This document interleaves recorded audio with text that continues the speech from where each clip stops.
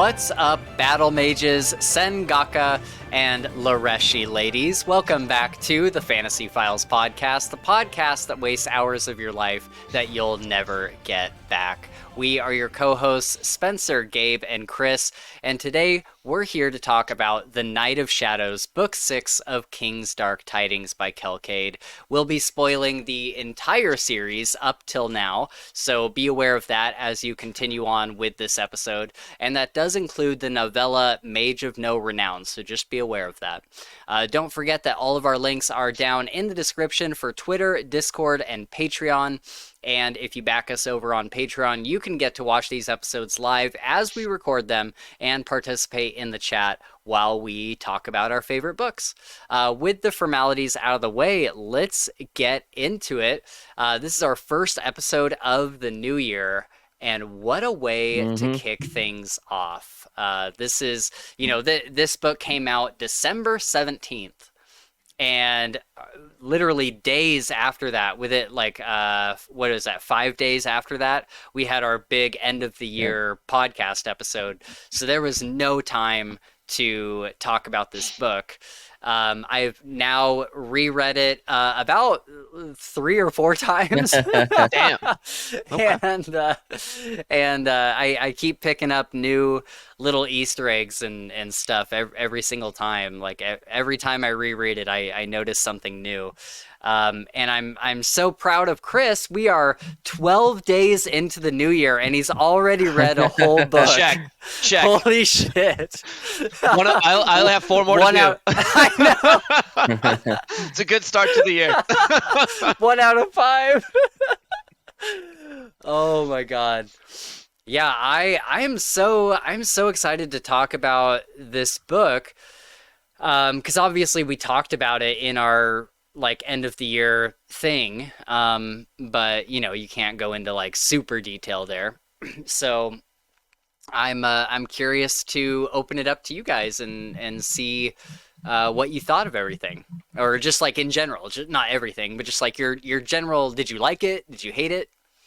Yeah, no, I was really, of course, excited. This is a series that started this podcast, right? Mm-hmm. That we've been following very closely since I started reading fantasy books, and so I'm always stoked when a new one comes out.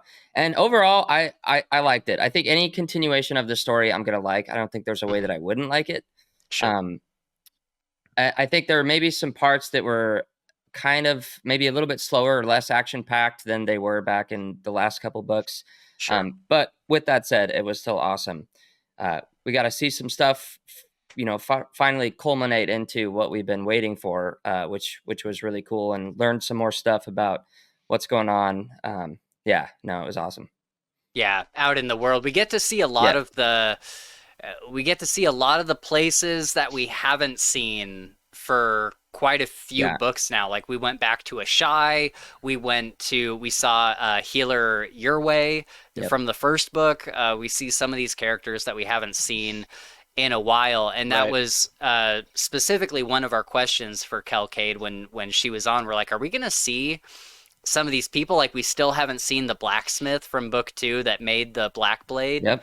And Rezkin, I recently reread book 2 just last week. Nice. Because it's the best one. It is, it's the best one. It is I reread it last week, and I wasn't even halfway into it, and I was like, I think this is in my top 3 favorite single books of all time. It might be number 2 or potentially even number 1. I think it's just every single scene in that book has such purpose, and it's doing something so specific to endear you to a character, or to give you a piece of information, or to build the world out. Every scene is so specifically designed. It is just packed.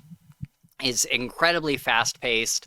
There's not a single scene that I don't like in book 2, and so anyway, this isn't the podcast about book 2, but it just got me thinking, man, there's so much that we haven't gone back to, and I think that this book 6, is starting to kind of not roll wrap the ball in that direction. Yeah. Exactly. Not like wrap things up as in like the story is ending, but like kind of wrap things up as in like so we had 5 books of like brand new stuff with every single book. Let's start to go back and check in on the things from the earlier books and kind of loop around, because she's gotten to the point where she has like a million characters now. Yes. And it's like, you can't like keep adding characters and only give them one book. We have to create a cast of characters and then recycle them and like go back and back and back. She's gonna start needing a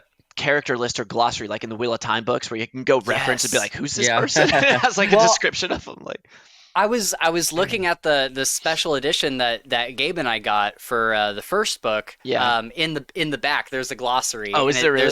There's like Baringish and Sengaka, and it like all the terminology. It explains what all of them are. That's helpful.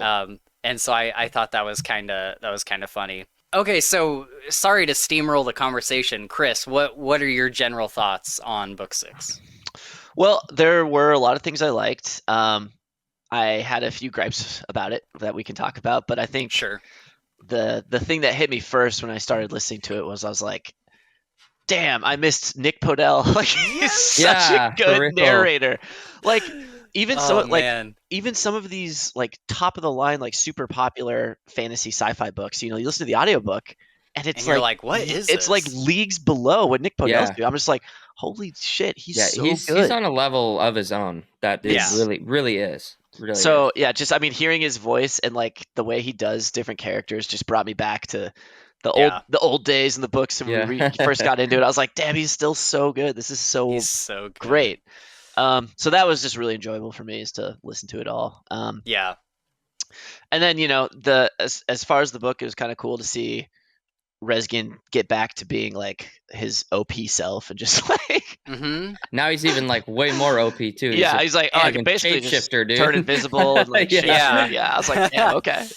Like, and it was why kind not? It was kind of like back to his roots a little bit too, right? Because for the past, like, really since book 3, since like midway through book 3, Rezkin has been acting as an emperor. He's been like out in the forefront in front of everybody, very he's just been like the head of everything, and this book was kind of going back to his roots as this stealthy, roguish assassin type character. Yeah, exactly. I like that. Yeah, so that was enjoyable for me.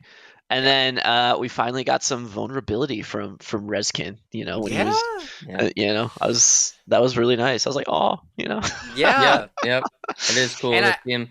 No, I was just going to agree. It is cool to see him start to kind of, maybe slightly forget about the rules for a little bit. Forget about being a robot and, be a feeling human. Yeah, and I think we saw that in a really natural way too, because I think a lot of the fans were like, he's either going to go even further down the robot kind of way of thinking, or he's going to learn to be more human. Yeah. And I think the fans were kind of like, a lot of people were saying that it only makes sense for him to become more of a robot. Because if he were to become human, then it would kind of like destroy his entire character, and he just wouldn't be like what makes Rezkin great anymore. Yeah. And disagree, but yeah. Yeah, I disagree. Dude, him becoming more human was inevitable. When the second he left the fortress and he started being around people and meeting people and like having his little thing with Frisha, I was like, sooner or later he's going to come to a point where he can't suppress emotions anymore. Like they're gonna come out. They're just that's just the way it's gonna happen. There's no way. Speaking of Frisha, poor Frisha, man. I know. Yeah. Yep. Poor Frisha. Just no love throughout any of the books. Like, I know. She just keeps getting. I want to know what Kelkane has against her, man. Like, I know. It's like she the embodiment of someone you didn't like back in college or high school or something. Like, for sure. Anyway. No, I agree with the sentiment that the right way to go about the story is for Reskin to have emotions and stuff. I think that people were just worried about how it was going to be done Yeah, yeah, because they just didn't want it to happen too quickly. They didn't want it to happen like all of a sudden Reskin's like a completely different person. It's like, how did we get here? yep, And I think that's what I'm saying is that it was really nice in this book to see this kind of gradual transition. The first time that we really see Reskin start to kind of show some of these emotions is with his dragon, Cena. And it makes sense because we all, all of us have had like a dog or a cat or something at some point, and just like the what's the word I'm looking for? Like unreasonable uh way that we treat our animals. You know what I mean? Like just Dog moms, man. Reskin's a dog mom now. yeah, yeah, exactly. Like we are so like blinded by everything when it comes to our animals, or at least I am. I spoil the hell out of my dog. And yeah, I think it makes sense for that to kind of be the thing that starts to like open him up to care about yeah, someone more, like something other than like himself in a real way. Like he cares about his people and stuff, yeah, but this was the first time that he's like really like actually emotionally cared about something else. yep. And so that was really cool to see. But anyway, back to Chris. What were your other thoughts on that on the book? Let's see. I guess it was interesting to learn more about the demons and see what they're Mm, capable of. Yeah. I don't, yeah. and maybe this is my memory, but I don't remember like explicit visceral demon fights like this in previous books. I don't think we've Yeah, had that. Yeah. No, this was yeah. the first one for Yeah. sure. Yeah. And so that was kind of cool. Kind of expanding on that lore. Yeah. Yeah. What about the dislikes? Do you want me to go first? Sure, yeah. Okay, so my main dislike was I kind of just felt like it completely dropped certain characters or didn't Oh touch on yeah, them enough. for Um, sure. like, I remember Tam being one of my favorite characters in the early Yep. books. Like, just like, just the way he grew and just everything about Tam I kind of liked. And then Yep. Yeah. he gets like, I don't 10 know, seconds. half a chapter maybe. Yeah, I don't half a know. chapter. Um, 4 sentences it's like, oh, he's Yeah. just like living in the woods with the Fae. I was with like, the yeah. what? Like, That okay. was a He's their weird general. chapter. Yeah. That's one of my major complaints too is everything with Tam. I feel like he's been sidelined since book 4. Yeah. Cuz in book 4 he became a slave. Yes. We got that whole And head.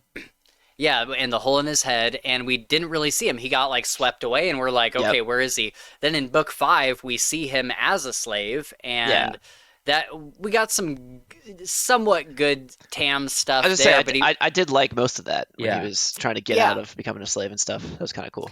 But yeah, I liked that, and I I also reread book 5 the other day too, like literally a couple days ago, and so I enjoyed that, but at the same time, I'm like, I want to see Tam like become what he's gonna be. Yeah. yeah, And then in this book, I just thought it was so dirty to give Tam it's literally less than a chapter. yeah. And it's like, oh, he's just living in a cabin in the woods with the Fae. It's like, Yeah, and he's Yeah. like their general What? and he's training Okay. every day and like, Yeah. okay, that sounds cool. Like it sounds like it could be awesome, but we Yeah, don't we just have to get there. we just have to get Like, there. Yeah. Yeah. You just have to see it, you know. Yeah. So yeah, that kind of annoyed me. Yeah, for sure. That's also one of my gripes too. Yeah. What about Raylan? I'm really disappointed we didn't see Raylan. Raylan DeVos. Didn't she had like a line, right? Like She had like a Yeah, line at the yeah. very beginning of the book. Right. But don't get me wrong, I complained a lot about Raylan at the beginning of the series. Like when we Mhm. were doing our first like King's Dark Tidings videos, I was like, I hate Raylan so much. But she's really grown on me. I think her character arc has been honestly fantastic. I think it has the potential to be as good of a character arc as Malseus in Assyria or Tyrion, like all those people I think have had fantastic character arcs, and I think Raylan is the next one to get like a really good character arc because she was so against being a healer. Yeah. And then little by little she starts healing more and more and more, and it just happens like in these little tiny increments. Right. And that's what I love most from a character arc is when it doesn't happen really fast. It happens over time. And we got her in book 5 a little bit, which was fine. And we met her dad, who's the leader of the rebels, which is really cool. Yep. But then in this book, she has like a line, and I'm like, dude, I'm like, I have been waiting for 3 books now to see what is to become of her and Captain Jimson. Yeah, we got 0 Jimson. I know. Where is Jimson?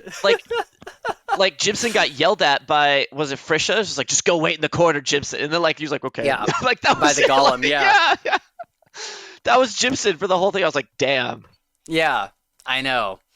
And even in book 5, we didn't really get it. The only Jimson we got in book 5, well, maybe there was a couple like traveling scenes with him or something. But the biggest thing we got with him is when, right before the big battle with Cadian, Reskin tells whatever his name is, Gavin DeVos or Gareth DeVos or whatever her dad's name is. Yeah. He tells her, like, Jimson's going to go with you, because he wanted to pull his daughter aside and talk to her. He's like, Jimson's going to go with you, and if anything happens to Jimson, your daughter is going to hate you for the rest of her life, so don't kill Jimson.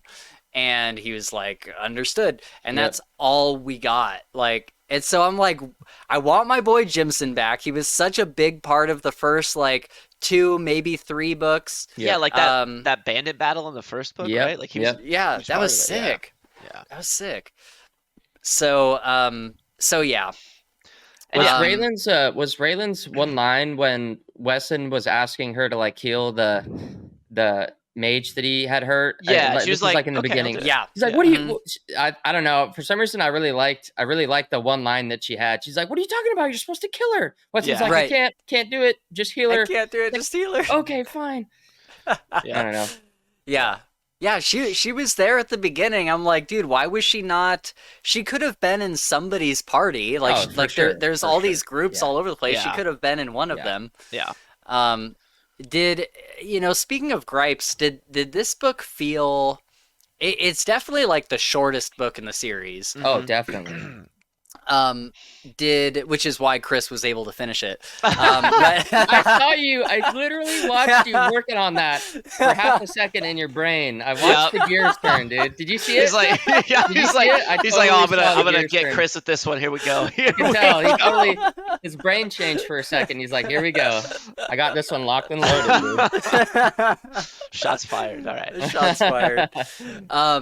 But no, so it's like, did anybody else feel like it was kind of rushed? I feel like some parts of it were kind of summarized rather than told. Yeah, for sure. And it seemed like there were parts that weren't told and felt normal, like speed, but then others were like, summarized. That's a good way to describe it.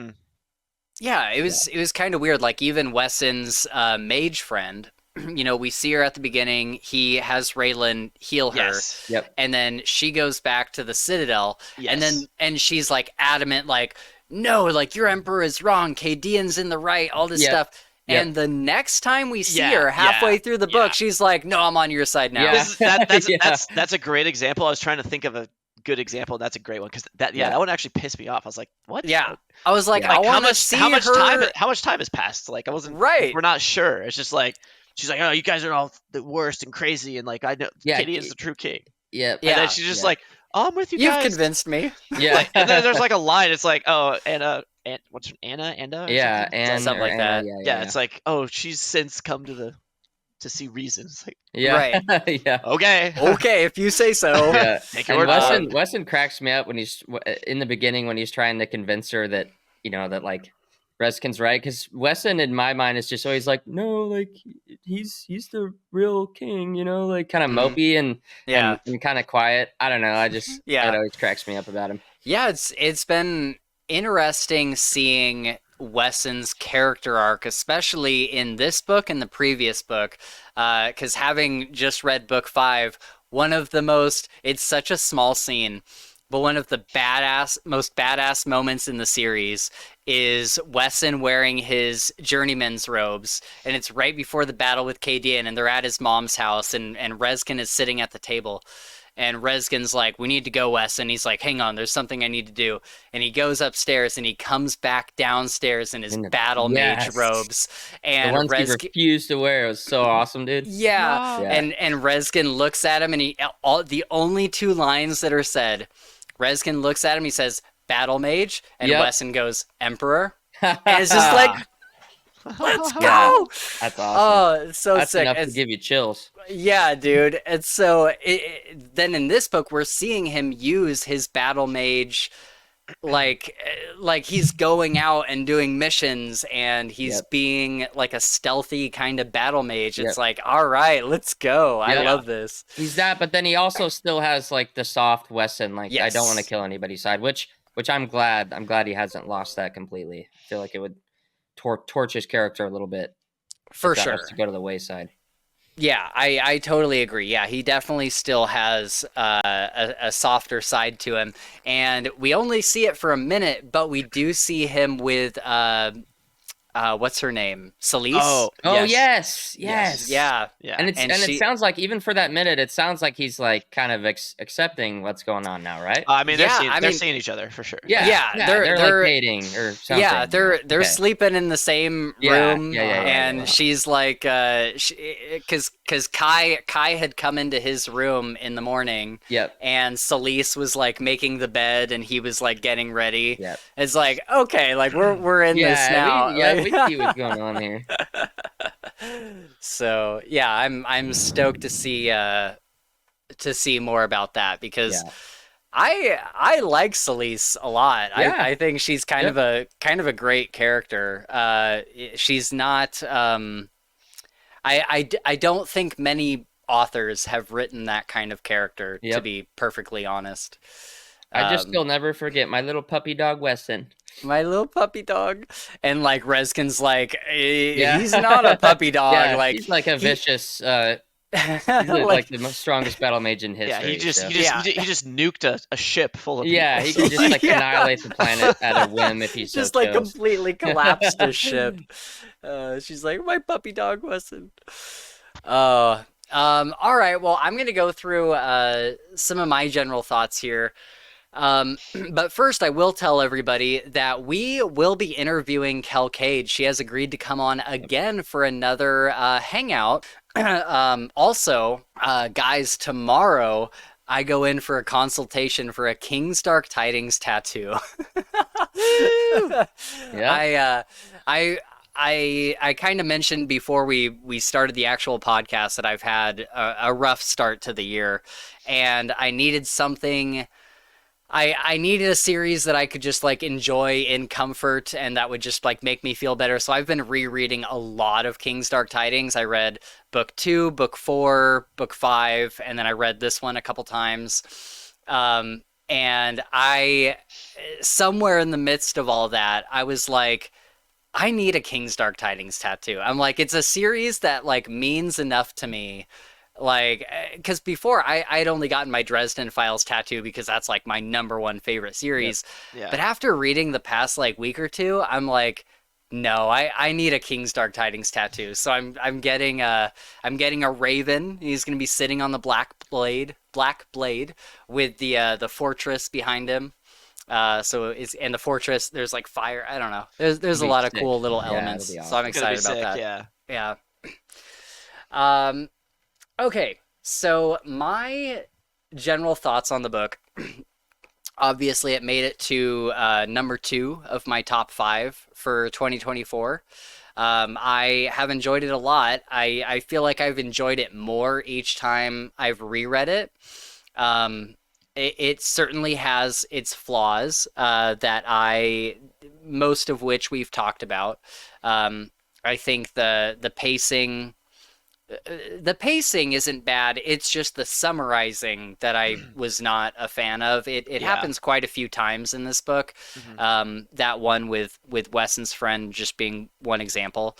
And I kind of wonder why that is. And I would love to find a way to phrase this question for Kelcade to find out, because this none of the other books have that. Even book 5, it goes into detail on certain like plot points and stuff, and a lot of them in this book just felt very rushed. Even, you know, introducing this new way that Rezkin can get around, which is essentially fast travel. He's like fast traveling all over the map. Not only that, but also the shape-shifting too. The shape-shifting, it all felt just like kind of like new power. Yeah, and it felt like a little too convenient. I think it felt like it feels like Kelcade is trying to find a way to like speed the story up a little bit, and that's the way that she can do it. And you know, once you introduce the idea that Rezkin is an Eilvenon, it's like we can kind of give him whatever powers we want now, and I'm not really sure if I like that. I think he needs to have like some sort of weaknesses. And so hopefully it doesn't get too much crazier than that. I'll be missing the like long travel sequence where Rezkin is on the road with his friends, and if he can fast travel everywhere and Azaria can like group fast travel people everywhere, it doesn't really seem like there's a need for those anymore. But I also hope we don't lose them, because that was like, those were my favorite scenes in book 4, where they're traveling all over the world and they're on the road fighting Droglix and all sorts of stuff like that. Well, and then book 1 was the whole thing was a journey, basically, right? The whole thing was a journey. So. Whole thing was a journey, and even in book 2, they were on a boat most of the time. But they left the city, got on the ship. But my favorite scenes in the entire series are from that time on the boat, and so I hope we don't lose that. And especially reading book 2 so recently, and then rereading this one, I was like, man, I feel like it's missing a lot of those really great conversations that we got in book 2 about the plight of the common man and the nobility, and you know, what it means to be a friend, and what it means to be loyal to somebody, and what it means to like give fealty to someone. And I think all of that is missing from this book. It's been replaced with other stuff, but I do miss those early conversations that were very philosophical and very character building and definitely and whatnot. So yeah, for sure. Yeah, hopefully those come back at some point. And then it's so 50-50. It's my favorite part of the book, but it's also my gripe, is Malseus and Isaria. What did you guys think of this romance? I don't know. I guess I have mixed feelings about it too. Part of me liked it, but I don't know. There's just a lot of like, what's the word? Just like fanfare around it. Like there's all these complications and like, you know, it's just like, oh, you claim me, but not really, and we don't like you. And she's like, Malseus hates me because of his brother, and like, but it's like, you've been traveling with him for like how long now? Like months, like a year. You've been through a lot with him. It's like, he doesn't hate you. Like, you should know that by now. And so I like, it seemed just like a slightly bit like dramatic. Yeah, and I was, you know, that's a good way to put it. So I don't know if I'm being like overly critical. Maybe you guys feel differently, but like, part of it was just like, come on, guys, like. No, I think that's totally a fair assessment. I would probably agree. I think, you know, towards like the beginning, even the middle of the book before the end, it was a lot of just like, okay. And she even admits it to herself sometimes, like, well, he's been with me every day for years, but he hates me, you know? Yeah. And like, okay, well, obviously that's not true. But I feel like they kind of make up for it at the end, you know? So that's where I I could say, okay, I guess, Yeah. Everything else was fine because now I'm happy with the way that it. Yeah, there were some cute moments for sure. Like when Yeah. she orders him not to participate in the trials Yes. and Yeah. stuff. Yeah. And he's like, "Why? Like, did I drank the wine? Did I like Yeah. mess up? Yep. Like?" Right. Yeah. And I she's drank like, it just "No, like it's because everyone I'm else. ordering you." Yeah. Yeah. He's like, "But why?" And then she tells him. It's finally. It's I don't like, want to okay. lose you. Yeah, I was like, "Aw." Oh, it's so good. Yeah, there's some specific and maybe it's not even 50-50 for me. It's probably more like 80-20 where I loved most of it. I've been saying since book 3 when Malseus gets her stone? I've been saying for a while now that I think it is I kind of saw the relationship coming because they set it up with him like holding on to her stone and him like having to safeguard it and stay near her and like always be with her. And then especially in book 4 when he gets claimed by her, I was like, I see where this is going. Yeah. Right. But I've always thought it was so deeply romantic that he has like part of her soul in a stone that he wears around his neck that he has to like safeguard. I'm like that, like I am a hopeless romantic. Yes. And I'm like that's like one of the most romantic things I've ever seen in a fantasy story. A hopeless romantic and Spencer. Yeah. So I've been rooting for them for a long time now. And I love the culmination of everything in this book. I love when, at least regarding that, I love when, and we'll talk about this in more detail. I have notes somewhere in here, but when Rezkin like tells her about the stone, like that might be my favorite scene in the whole book. Oh, for sure. And that was so great. It made me cry like multiple times with Malseus and Assyria. I teared up. Yeah. But the one thing that bothered me, was when Malseus tells her that he has loved her this entire time. Oh, yeah, yeah. Now, I've been doing rereads so far this entire year. King's Dark Tidings is the only thing that I've been reading so far this year. Yeah, okay. And that is for sure not the case. Like, Malseus, like, for sure hated her. He, like, berated her in front of everybody multiple times. He told her that he was like so what's the word, that basically that he hated her for killing Pallas. He's like, you essentially killed my brother. If it wasn't for you, Pallas would still be alive. Yeah. And he also was holding a lot of resentment for Rezkin, which we see him let go in this book, which another great scene that made me cry. But but like he for sure, like I don't know how you could look back on the early books and say, oh, he was in love with her the entire time. Yeah. Because you would not treat someone like that you felt that way about at all. Like, there's no way. So I don't know if this was like a little bit of a retcon and it was like, the author trying to like make it this whirlwind romance where it was like, no, actually he loved her even before Pallas did. And that was kind of the way of like selling the romance. I'm there for that. Like, I love that idea. Yeah. But I just don't think there's any proof for it in the early books. I don't think there's any foreshadowing whatsoever for it. So that was the only thing that bugged me kind of a lot. I would say it's my biggest problem with this book. Oh wow. Okay. Yeah. But yeah, that was the only thing that bugged me. Everything else, I was like, oh my god, I'm so glad they're together. I'm so glad he finally admitted it. I'm so glad she finally admitted it. Like, this is so great. Yeah.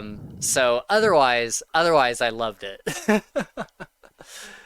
Dude, did you guys notice that Nick Podell called Tyrion this entire book? Yes. So that you pointed that out.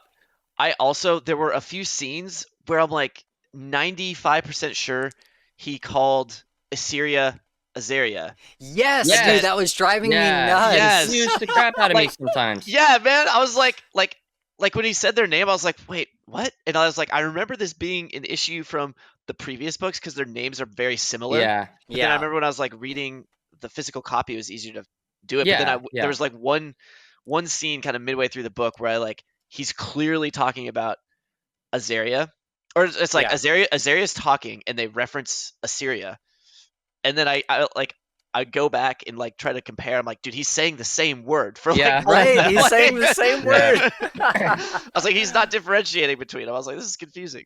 Yeah. But.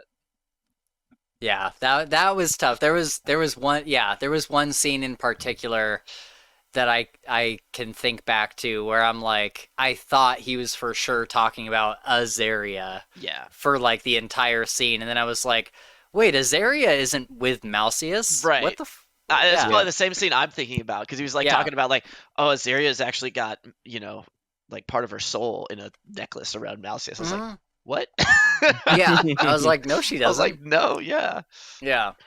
One thing I noticed about this book, and I've heard this, or I've seen this discussion online on Reddit a lot too, is that this book didn't really do much to move the overall story forward, the overall how are we going to defeat Kadian and take back Ashai, that whole storyline.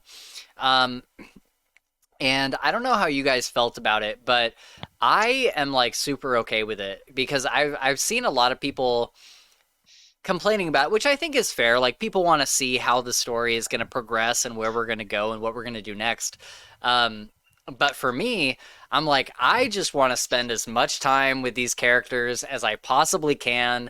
Obviously, I don't want the series to go on forever and just become filler all the time. Like a sitcom. Yeah, exactly.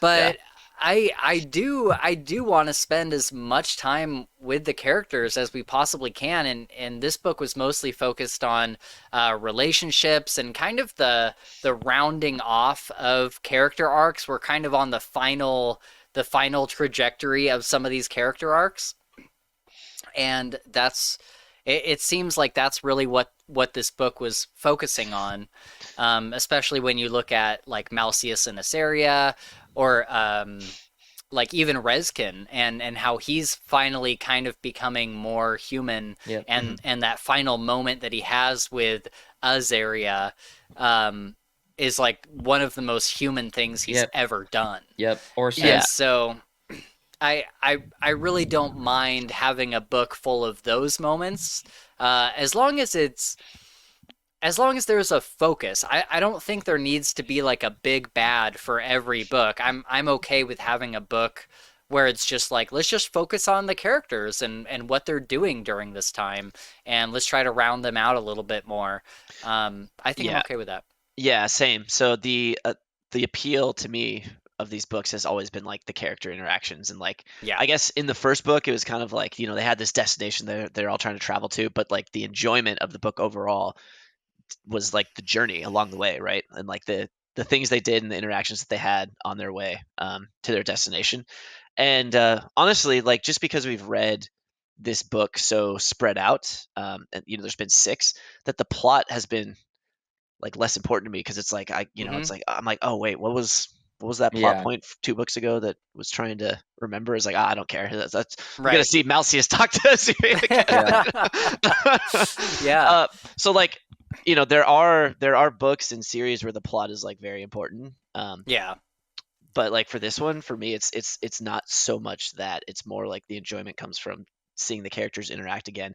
And in this book, I kind of felt like we were given just a half dose of that. You know what I mean? It was we got some really good interactions with obviously Rezkin, and then Assyria and Malseus, but the other characters that I enjoyed, we already kind of alluded to, I felt were kind of given the short end of the stick. So I was really shocked that we get Frisha back, and that whole plot line was really rushed. I was like, okay, so we've just defeated the Golem already? That was pretty quick. Yeah, it was instantaneous, pretty much.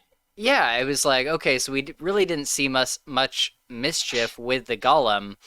And I think it probably would have been better to save it if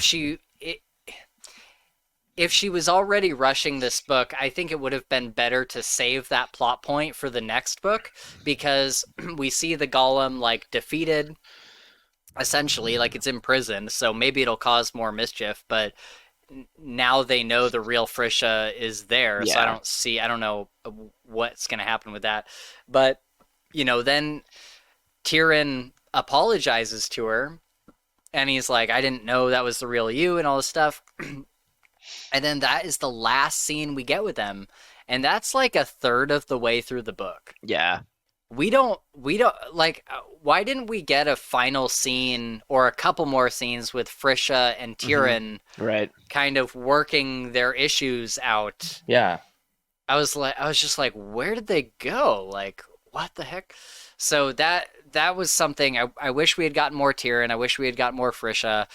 I wish we had gotten more Tam, obviously, and Raylan. Yep. But even like Brant, like yeah, what the heck is he doing? Yeah, he's got his like clone now, like his twin. That's right. Yeah, he wasn't even mentioned in this book, right? Nope. Zero. Wow. Yeah, that's crazy. Yeah. And so it's like, what's going on with Brant? And so I don't know. I'm just hoping for the next book we get like a much more like well-rounded cast. Yeah. That is kind of giving everybody, even if like, because I think the thing that Kelkay did so well in the earlier books was she had everybody in groups. Like, Yeah. So you got to see all of the characters because they were like grouped together. Yeah. And now we're getting like one or two characters going off on their own here and there. Yeah. And then we have Rezkin on his own. And so we're not getting this whole group dynamic. And I think that might have been intentional for this book, but I hope it gets back to the group thing. Yeah, and so one thing I just wanted to bring up again was you just reread book 5, right, Spencer? You said. Yeah. So Thressen, is he in that? He's at the very end. Frisha gets kidnapped, and then the very end of the book is her going into the cell and him stepping out of the shadows. There. Okay. Yeah. And she's like, "Oh my god, it's Thressen," and that's like the end of the book. Okay. Yeah, I didn't think he was like played a big part in book 5 because no. In this, when we're talking about like it's like, oh yeah, she's in prison with Thressen, I was a little underwhelmed. I was like, dude, I've been wanting to know like about Thressen for like few books now. Like, is he alive? Like, what happened to him? Yep. Like, that was like kind of a big mystery. Yeah, it was like, mysteries in books are cool. Like where you're like, oh man, what is this? Who is this guy? Who's this character? And I just felt a little bit, I was like, oh, okay, he's just like a pretty good Earth mage. Like that's cool. Yeah, I know. I was kind of hoping. I was kind of hoping he was gonna be like Rezkin or something, and that he was gonna be this like person that's been hidden away and forced to like become like a crazy battle mage or a crazy like assassin or I don't know what I was hoping for, but I just didn't expect like nice guy who's like pretty good Earth mage. Yeah, that's fair. Like, I think it's nice fair. guy, true gentleman, but like true gentleman. Okay. Yeah, he's fine. Yeah. Yeah, I think that's. Oh, I have a connection from book 2, which is pretty cool. Oh wow. So when I was rereading book 2, I was catching a little bit of the foreshadowing there, and we see that Wesson, he like picks up on this spell that's been laid upon Rezkin, and he's like, "Tell me you're a sheep farmer," and Rezkin says, "I am a sheep farmer," and Wesson's like, "Oh, hello, sir. Like, how are your sheep?" And he says, then Rezkin says, "I am the ambassador from, Shenaria." And Wesson's like, "Oh my God, sir. Like, let's get you better accommodations. Why are you staying in this inn?" Like that whole scene. And that was because of what we see in this book with Rezkin being able to change his illusion and his Eildenon powers and being able to convince people that he is a certain person. But at the time in book 2, he didn't know that he could physically alter his like illusion. And so I'm like, that's pretty cool. I like that it was alluded to way back then. And I like that little connection, because even Wesson was like, it must be a spell that's been put upon you, but I can't detect any spell, and I should be able to. Yeah, and they couldn't figure out why they couldn't feel the spell coming off of Rezkin, but that's the only thing they could assume it was. And so I like that that's kind of come full circle. I actually like that a lot. That is cool. Any specific scenes? Like, did you guys have any feelings about Cena the dragon? Oh, cool. I'm so excited about Cena, dude.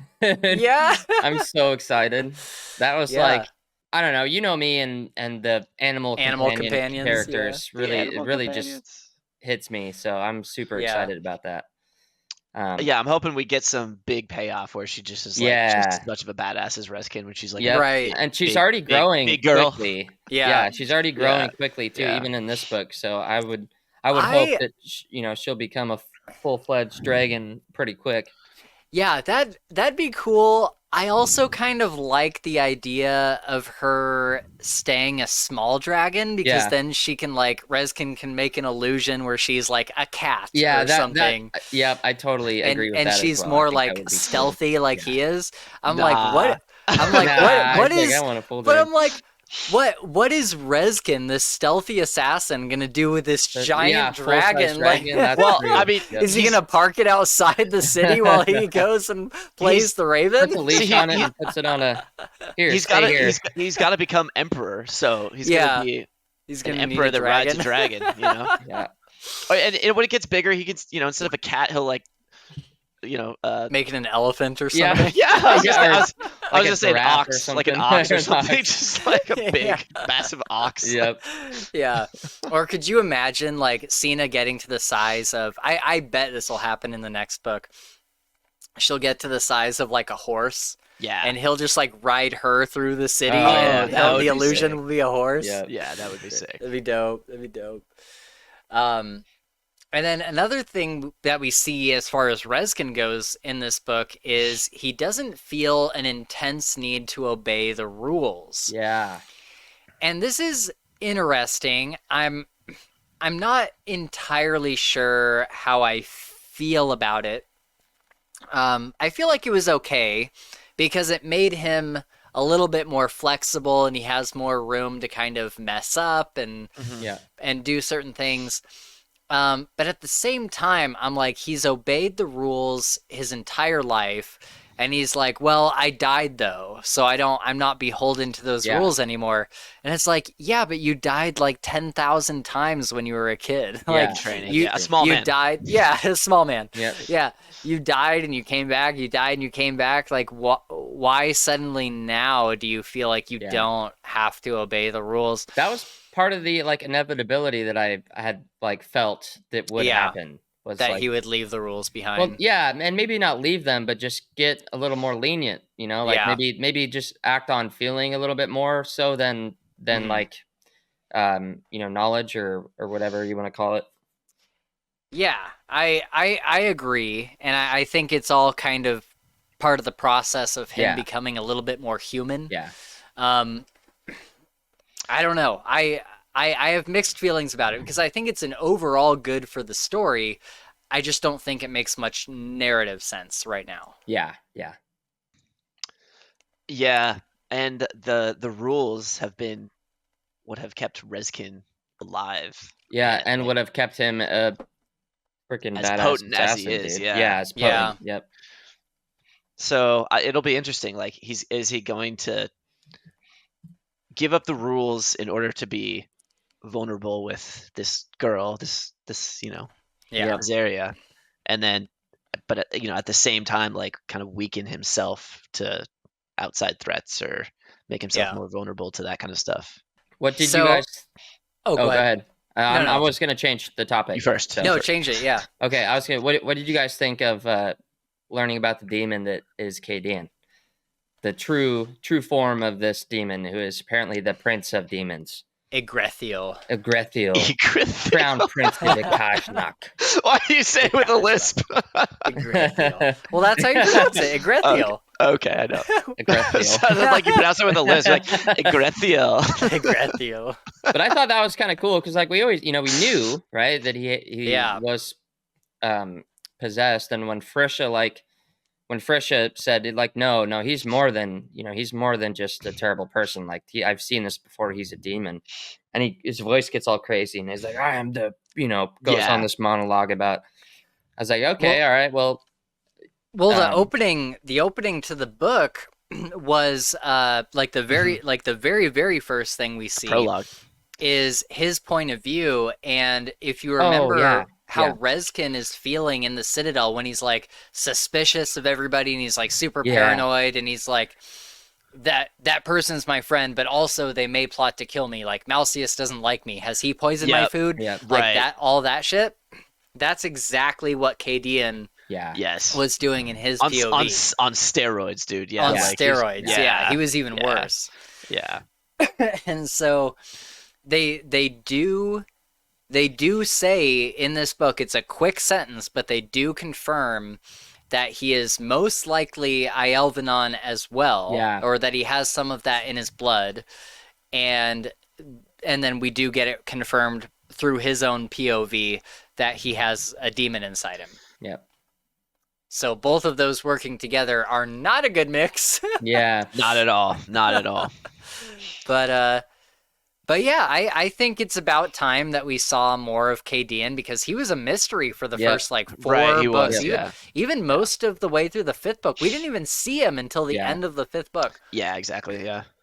So it's good to finally get some Kadian. It's like, all right, this is our big bad that we've been, working up to for like so many books now, and I'm ready to start seeing him get in the mix with Rezkin, and I'm here for it. I'm here for it. Yeah. The big bad. I also thought it was funny, like, just on the topic of demons, how like his top battle mage, like when he's going around to the temple build Avakiv, yes, when he's going around to like the temple building site, he's just like fucking sending shots towards random slaves, being like, I was like, dude, oh my god, yeah, like, he's such an asshole, dude. He's like, oh, I saw this guy like struggling with this super heavy load, so he just shoots him in the back. I was like, he'll never recover from that. Yeah, I know. I was like, oh my god, man. So funny. Yeah. Yeah, Avakiv was an interesting character. Did he die in this book? No, he's still. Yeah, I think is he still around? Wait, no, that was he's around. No, it was the third that died, the Trivian or something. Trivian, okay. Because that's who they sent after Assyria and Malcius. Because did Avakiv not go out to Lan Laresh? He stayed behind? That was the third. That was like Trivian, his backup or something. Okay, okay. Yeah, because that, I think Avakiv's an interesting character. I'm not really sure what they're going to do with him. I think it would have been better if Roan was like an instant payoff in book 5 because we see him messing with Wesson in Mage of No Renown. Yeah. And then in book 5, Wesson just like particleizes Roan him. was the battle master, right? Or he was the leader of the Battle Mage Academy. Yeah. And he just gets turned into like sand Mist, in book 5. Yeah. And it was awesome, but I kind of wish that he had been like I don't know. It would have been cool if he had been Avakiv instead. Yeah. Because now we're just introducing another new character. Yeah, another new character. Yep. So, but overall, I'm interested to see where Avakiv goes, and he's got a demon in him, so it's part of the whole demon storyline there. So I want to know what you guys think of. I want to see if you picked up on what I picked up on. What did you guys think of the character Orovoi, who I'm an idiot.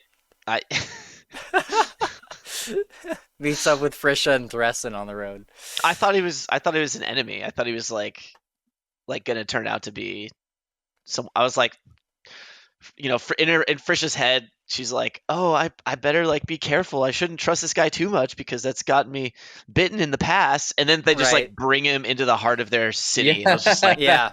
Okay. And I was like, Kalkay doesn't like Frisha, so this guy's gonna turn out to be like a demon or something bad, and then Frisha's gonna be like, oh my god, how did I let this happen again? But then I was completely wrong. So yeah. Do you? Okay. Well, because we know who he is, right? Yeah, let's see. Gabe, did you pick up No, on I who didn't pick up on Orovue it. is? I know who he is now, but I didn't pick up on it when I read it because you told me earlier.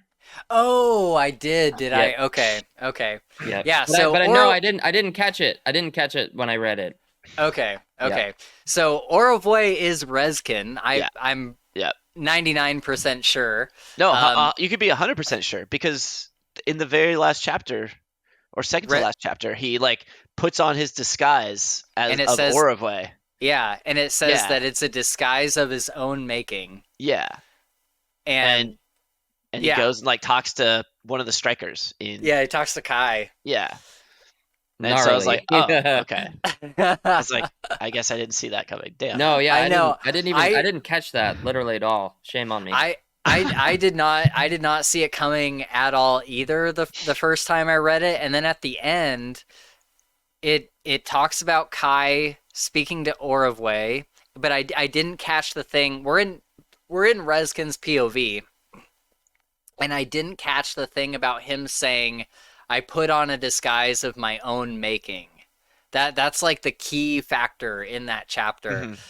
And I kind of had this theory for a while. I'm like, is he Orovue? Like, that'd be so interesting. So what does that mean though? A disguise of his own making? Like, well, like what's the significance of that? Like he designed it. Like Mm-hmm. it's someone that it's a character he created is what it's trying to say, I think. It's not a person that already exists that he's putting on the face of. This is like a brand new disguise that he's made. So that tells us that Orovue, there is no real Orovue. Oh, I see. I see. I was Rezkin, thinking in my head, like when he does his disguises before, he was always just doing that, just like changing his face to some. But you're saying that he was, making himself look like somebody he's seen before, right? In some walks cases, up to the gate or whatever. Or I mean, not necessarily. He's just someone. He just like created a character that he reuses, like whether that person. But I think the distinction is that if you're reading the book all the way up to that final chapter, you're thinking that Orovue is like a real person. Yeah, that is like exactly. Yeah, that is a separate person. Yeah, for sure. And then when you see Rezkin in that final chapter, he says it goes like this. He says, "I put on a disguise of my own making and went into Kyler room." And then later it says that, he's walking up to Kai and Kai says, "Hello, Orovue." And that's the moment where it's like, oh my God, he's Orovue. Yeah. So, that was a really cool twist that I definitely want to give credit to Kelcade for that, because that kind of like blew my mind a little bit. And I think it was really well done. I think you could easily read it the first time and not pick up on it, and then read it a second and third time and be like, "Oh my God, holy shit!" And then go ahead. I was just gonna say that I was relieved that it was Rezkin and not somebody else. It was like kind of like, oh shit, it's Rezkin. Some new of course, character. Yeah. Or because like there's again like Trish was like, oh, we shouldn't trust this guy. Shouldn't trust him. Bring him to Kyle and into Kyler room, and it's like I was like, man, can someone just ask this guy for like a passport or something? Like, can you just make sure? they're just like oh, welcome to the city. Like, go ahead, like just do what you want. I was go to the inner sanctum. Yeah. I have a question about that too, because has everyone in Kyler room sworn fealty? I don't know. Yeah. Right? I mean, they're sending a lot of people there, but at least I mean, in the previous books they had, right? Because there wasn't that many of them. But now, because with that small of a group, everybody on that boat had sworn fealty to Rezkin. Right. I thought that was he's part been gone. Yeah, that's true. And they describe it in a few scenes where it's like a bustling like big marketplace out there now, and like where Rezkin's remembering that it used to be empty, and it's like expanding into like an actual city. They're like exporting shit and stuff now, so it's like it's become a big city. So like it's wild. Yeah, so it's like how do you manage that as far as making sure? This is a great question for Kelcade. A great question. How do you manage that as far as fealty goes? Because the whole point of Kyler room is that everyone that's there is in service to Dark Tidings. Part of the Empire, right? Yeah. Yeah. So interesting. Oh, well, so one of my favorite scenes was the dream that Azaria has about Reskin, like the second dream, where he tells her he's alive. Do you guys remember that one? Yeah. That was probably Yep. the most emotional scene That for was me at great. least. Yeah. I For love that sure. scene. Yeah. Yeah. I Um, really liked following her around trying to find the Yeah. Raven, right? I thought that was really, that was cool really, too. really Yeah. cool to see Yeah. her kind of like go out of her element. She's not even human, and she's just going out of her way to try and figure this mystery out, to find Reskin, hoping he's alive the whole time. She doesn't even know until, obviously that dream. Yeah. I think. Yeah. Yeah. Yeah, because she doesn't know, because they didn't really get much time to talk about it in book 5 because he had gone to her in book 5 and said, are these dreams just mine, or are Yeah. you really there? And we know from her POV chapters that she is also having these dreams for sure. But at the time, you just don't really know if they're connected or what's happening there. Yeah. And so it's interesting in this book where, before he died, they shared a kiss, but they didn't get the chance to sit down and be like, I've been dreaming of you Yep. for years. Yeah, right.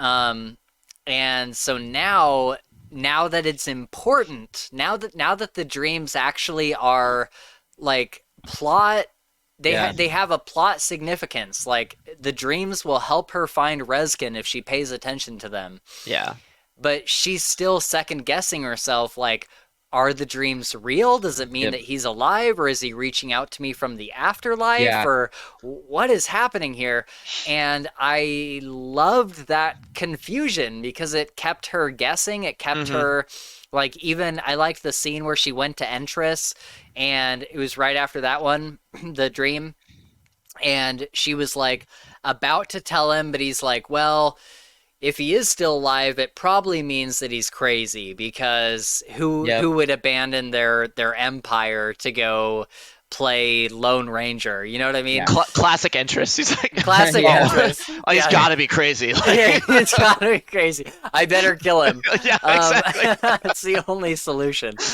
And so, and so, and so, seeing her like second guess all these things in the moment, like she was there to tell him about the dream, and in the moment she's like, maybe not. I better just hold my tongue for a minute and just see what happens. And then, of course, everything that happens at the end where she's like, I'm going with you and I'm not telling Entress. Like, if Entress tries to kill you, I will kill him.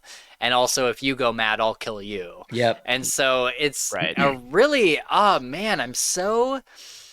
The thing that I don't really have a theory for, the thing that is like the biggest mystery to me, is really just where Reskin ends up at the end of the series. Yeah.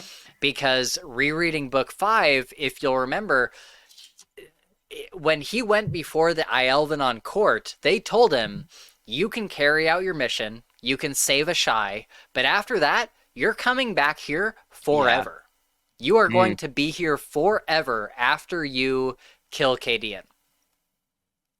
And so it's like, what happens? Gonna live happily ever after with Azaria in maybe. maybe. Yeah, maybe. We'll see. I don't know. I had a thing here. Reskin, at some point in his travels, he kills a sword bearer. And he retrieves a Shaylin, which can be tracked by the King Cadian. Right. So it doesn't really say what he does with this Shaylin. He has it with him, though. He has it with him. Yeah, so why? Yeah.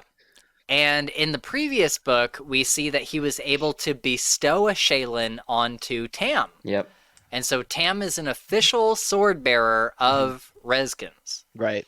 So now he's got another Shaylin. Does he give it to Asaria? That's what I'm hoping. That'd be sick. Yeah, that'd be sick, right? That would be cool. Yeah. That'd be awesome. That'd be dope. I would love that.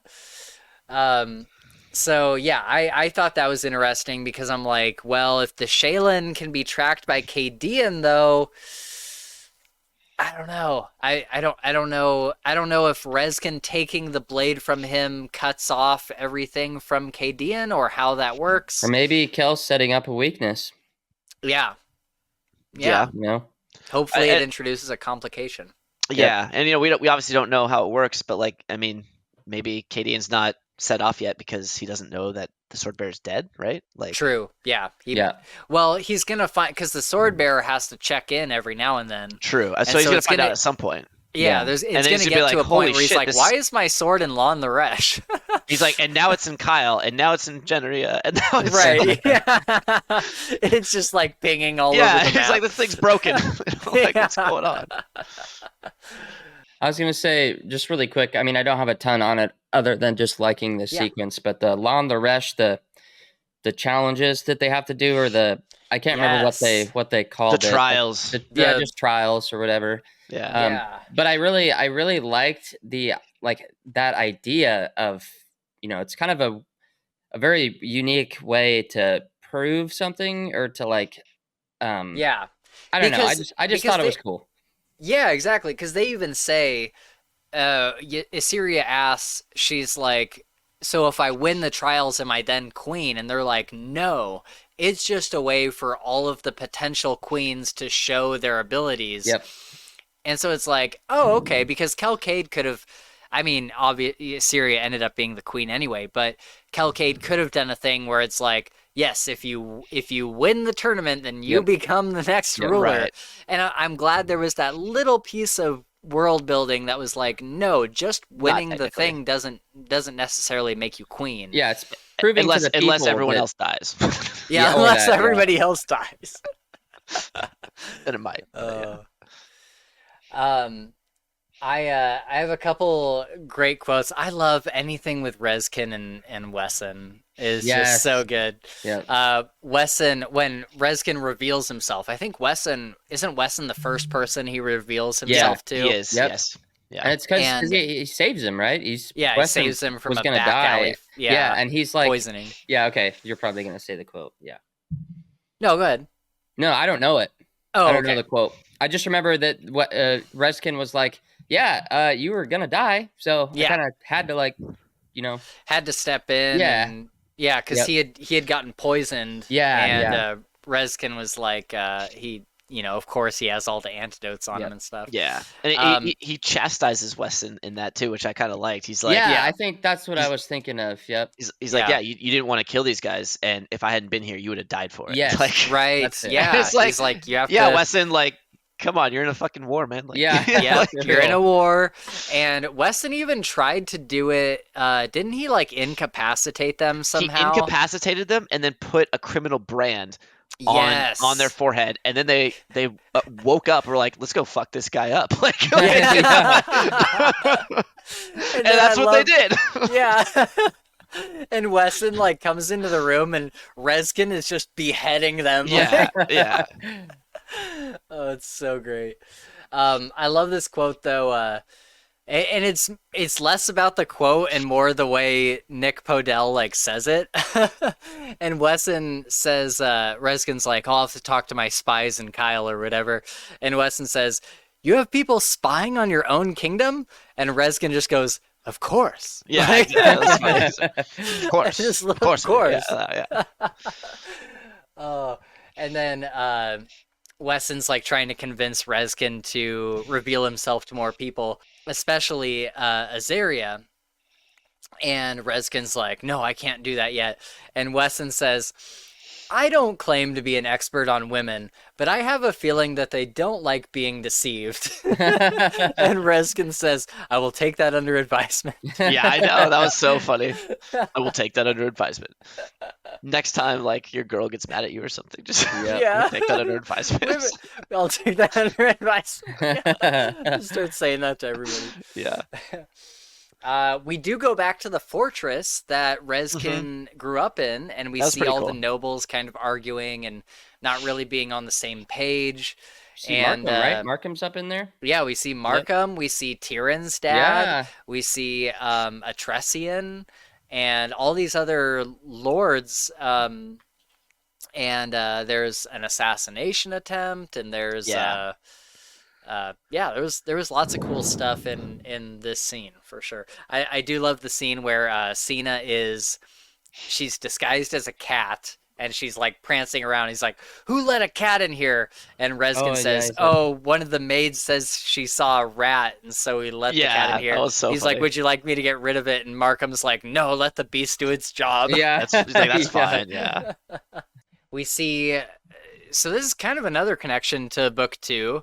Azaria is able to breach a ward by using everybody's Vimara, Oh, that and was she has to interesting. take it away from Wesson. Oh, And there was a moment in book 2 where Reskin is getting into Duke Darning's estate, yes. and he brings Wesson and Tyrion with him, and Tyrion makes like the shoot of roots that go up the side of the castle, and they climb up it and everything.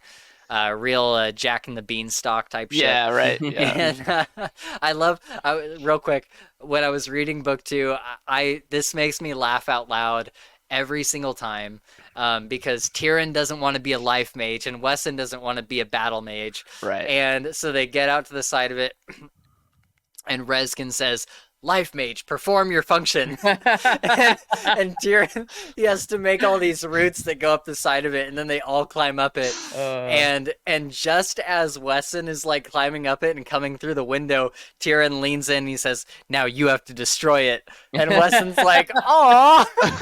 He's like, "Of course I'm the one that has to like Yep. burn it down." Yep. Life mage, perform your function. Yeah, it's so funny. It's one of my favorite lines. "Life mage, perform your function." It's so robotic and so Yeah. like Yep. inhumanly So Reskin. I love it though. I love it. It's so funny. We get to go back to, oh wait, no, so I didn't finish that thought. So when Reskin, when they're in that estate, Wesson's like, "No, you cannot spread your ward across to other people. It is in your own mind. You can't project it onto anyone else." And he's like, "Hold my hand," and everybody like holds onto his arm or whatever, and he like gets them through the ward, and they're like, "How the fuck did you do that?" Yeah. Azaria, that's exactly what she's doing in this book. Yeah, right. Is Reskin didn't know how he did it. He was trained to do it a different way than she was, but that's exactly what she's doing here, and I think that's really cool. It's kind of tying everything back together, and I like some of those little details being paid attention to. We do go back to the Assassin's Guild for a moment. That was kind of cool. It was like, all right, let's go revisit some of these places that we've been and whatnot. Yeah, it was brief, but yeah, it was fun to go back there. Cool. I have a note here that's Arisiel wants Isaria to fake communication with Reskin, and she wants one of her echelons because she won't let Isaria claim 2 echelons. And my note here is, good thing she dies in a couple chapters. Good thing she dies in the future. Yeah. Dude, that was so crazy. She's just like dead. Just like all of a sudden she's just dead. It's like, oh, okay. Yeah. That was another kind of one of those other things where I was like, all right, we're just gonna like, all right. Yeah. Could have been a little more expanded on, I guess, but it was just like, oh no, she's dead. She dead. She dead. Yeah, I would have liked more like uncovering of the plot. I would have liked a moment where, or a storyline where, you know, Isaria is trying to uncover this plot against Arisiel, and Arisiel's like on her back the whole time, and like she's just about to lose her echelon and all this stuff, and then Isaria like finds out who's gonna kill Arisiel, and she's on her way to go save her, and then Arisiel dies like on the way. I think that would have been like a great storyline. Yeah. So why did we get it summarized within 2 chapters? Yeah, I don't know.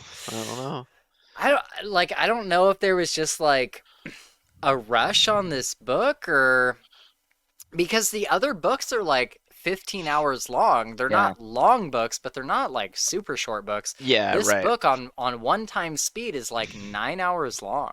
Yeah, that's really short. Yeah, and so I'm just like, I just don't fully understand it. I'd be interested to find a way to ask Kelcade in a polite way. Yeah, you have to be careful. Yeah, but yeah.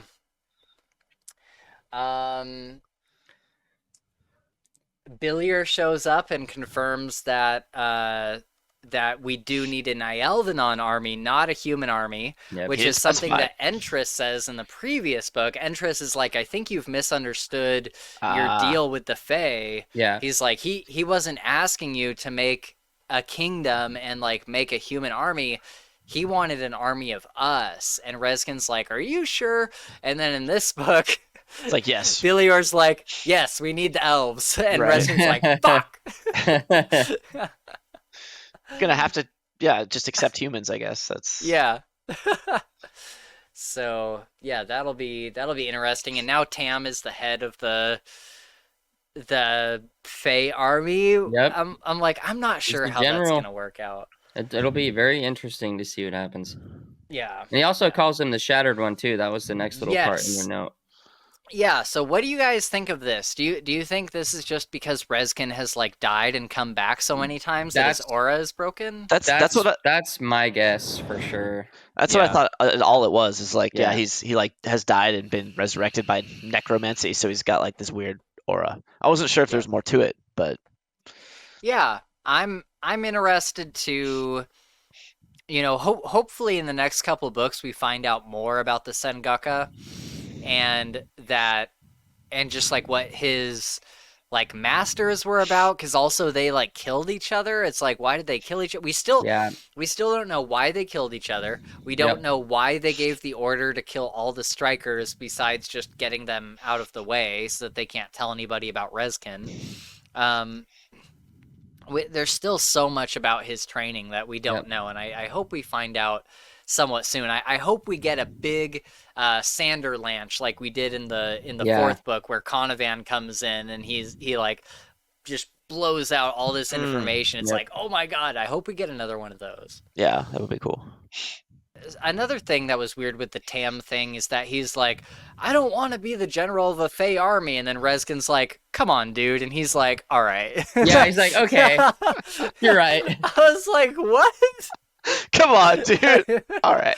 Yeah, all right. That's Okay. pretty much how it went, dude. The little we saw of Tam, it was him like Rez, am I gonna be stuck out here? And Rez is like, yeah, okay, all right. All right. It was just, not like it was the weirdest interaction. Yeah, I was it just was like, weird. what is going on with Tam? It's like he's just a forgotten character, and I think, man, he was so good in book 2. He had so much character in book 2, and ever since then he's just fallen off so hard. I know, man. Bring Tam back. That's like my number one hashtag request. bring Tam back. Yeah. Hashtag free Tam. Yeah. Free Tam. Yeah, man.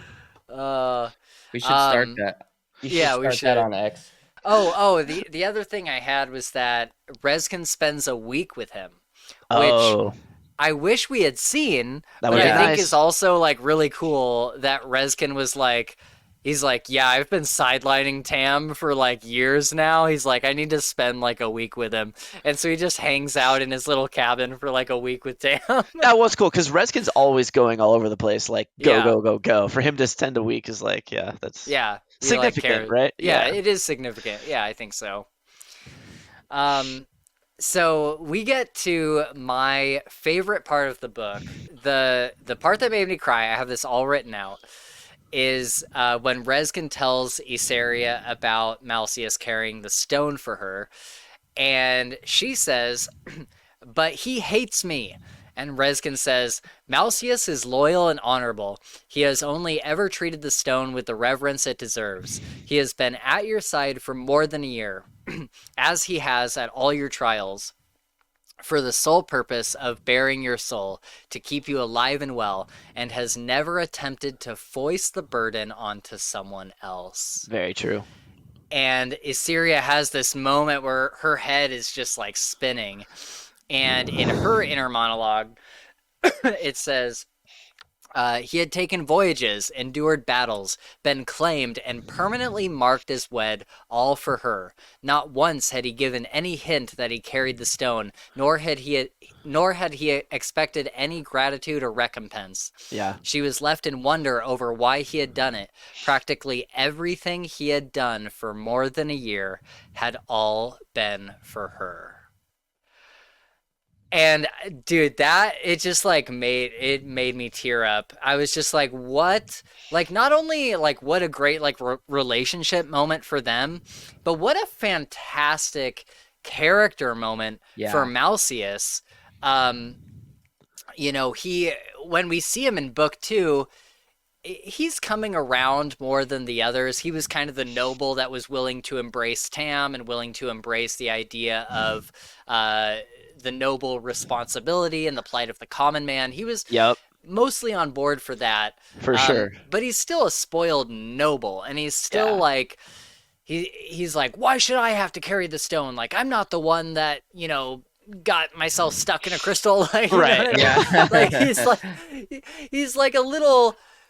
He's a little like butthurt about it, I guess. A little bit, yeah. And so, but Rezkin is right. He never, Rezkin told him, like, your job for me is to take care of this crystal and don't let Assyria die. Right. And he's like, you're gonna have to be like right next to her all the time. You're gonna have to be like joining her on her voyages and go where she goes. And at the end of the day, he had enough loyalty to Rezkin, which is something he mentions later too. Yep. He had enough loyalty to Rezkin to be like, okay. And he never tried to give the stone to someone else. Yep. He never tried to do anything shady with it. Like, he never held it over her head. Yep. And I'm like, dude, I'm so glad that Malcius is getting his moment to be recognized as someone that has... The proof is in the pudding. Yeah, that he's proved his worth, and he's proved his loyalty and his honor, his noble honor. Yes. Is in check. And I'm just like, God, what a great fucking moment. I've read this book almost 4 times now, and this last time that I read it, I was straight up crying. I was like, dude, it's so great. There's a bunch of other trial stuff that we can talk about in a bit, unless Chris wants to talk about any specifically. But the one that I have is when Malcius has to act as a diplomat. And he has to like answer these questions, and he's training for a couple days. And there's a great moment like right before they're about to go into the cages, and Malcius just says, she's like, have hope, Malcius, and he says, fire, Assyria, we will die by fire. I just love... Just like in a horrible way. Yeah, he's just like, do you not understand? Like, yeah. It was so good. But the final question is, should Lon Laresh join with the Empire? And Malcius, he had no way to train for this question. He had no way to like come up with an answer. So he has to answer from the heart. And in this answer, he notices that he really feels what he's saying. He truly does believe that Rezkin is what's best for Lon Laresh and all of these other regions. And the quote here is, he says everything that he says about Rezkin, and then it's like, Malcius surprised himself as he said those words. He realized that he truly did believe that Rezkin would protect them, that he would fight for them until his last breath. Right. Tears welled in his eyes and dried on his cheeks, which is just fantastic prose. It's just so good. Tears welled in his eyes and dried on his cheeks as his resentment slipped away. That whole sentence is just so well crafted. Tears welled in his eyes and dried on his cheeks as his resentment slipped away. He realized Rezkin had not failed Pallas. The person to blame for Pallas's death was Cadian. Rezkin had only ever aimed to honor his friends, but sometimes doing so meant he had to let them fight their own battles, just as Malcius was doing now. He now had no doubt that Rezkin was out there, somewhere, ready to step in should they fail. Mm-hmm. Oh, man! Boom. It's so good. It's so amazing. It's just such a well-written paragraph. I love authors that can just make just amazing prose and just craft a paragraph to make you feel things. And it was just expertly worded in every way. And then Issyria grabs his hand in the cage as everybody's like cheering and stuff. Oh, I like this moment too. Yeah. Yeah, and he looks over her, and the quote is, "He realized how beautiful she looked in that moment, and in every moment." Yeah. I'm just like, God, it's so good. And then we get the whole thing with in the bathhouse. He tackles this assassin and all sorts Oh, of stuff. yep. It's a And pretty then funny scene. pretty funny scene. And then the whole poisoning thing, like they're doing the trade tax thing, and they have these cups of poison, and they get a certain. It's like Russian roulette kind of. Yeah. He survives the first day, and then Assyria goes to him that night. This is the scene that you were talking about, Chris.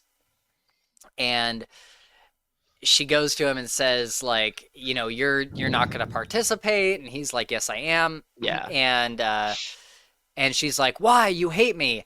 And there's this really great moment where he's just like quiet for a second. There's kind of this inner monologue going on, and he decides to finally tell her that he doesn't hate her, that he's actually been in love with her the entire time. And again, I have mixed feelings about it. Except for book 2. Except for book 2. Maybe, yeah. But it's like, despite my feelings about it, I think it's a fantastic scene. I think I love this moment where he finally, because like as a reader, I've known for the past couple books that he's developing some sort of feelings for her. Yeah, he's into her. Yeah, I just don't think that it's to the extent of I've been in love with you the entire time. Yeah. I think it would have been a better story if he had learned to love her, and through being with her the past year has made him realize that he's been wrong, just like he was wrong about Rezkin. Right.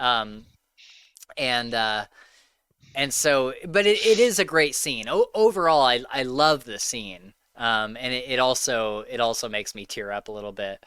And then you get this other great scene where Malseus gets one of the poison glasses, and Assyria is holding him. She says, "Please, Malseus, be okay. I'm certain you hear me. I'm certain." And this is in reference to him telling her that he loves her, and she's like, I think I love you. Yeah. He's like, well, I'll wait until you do. And she's like, I'm certain. Yeah.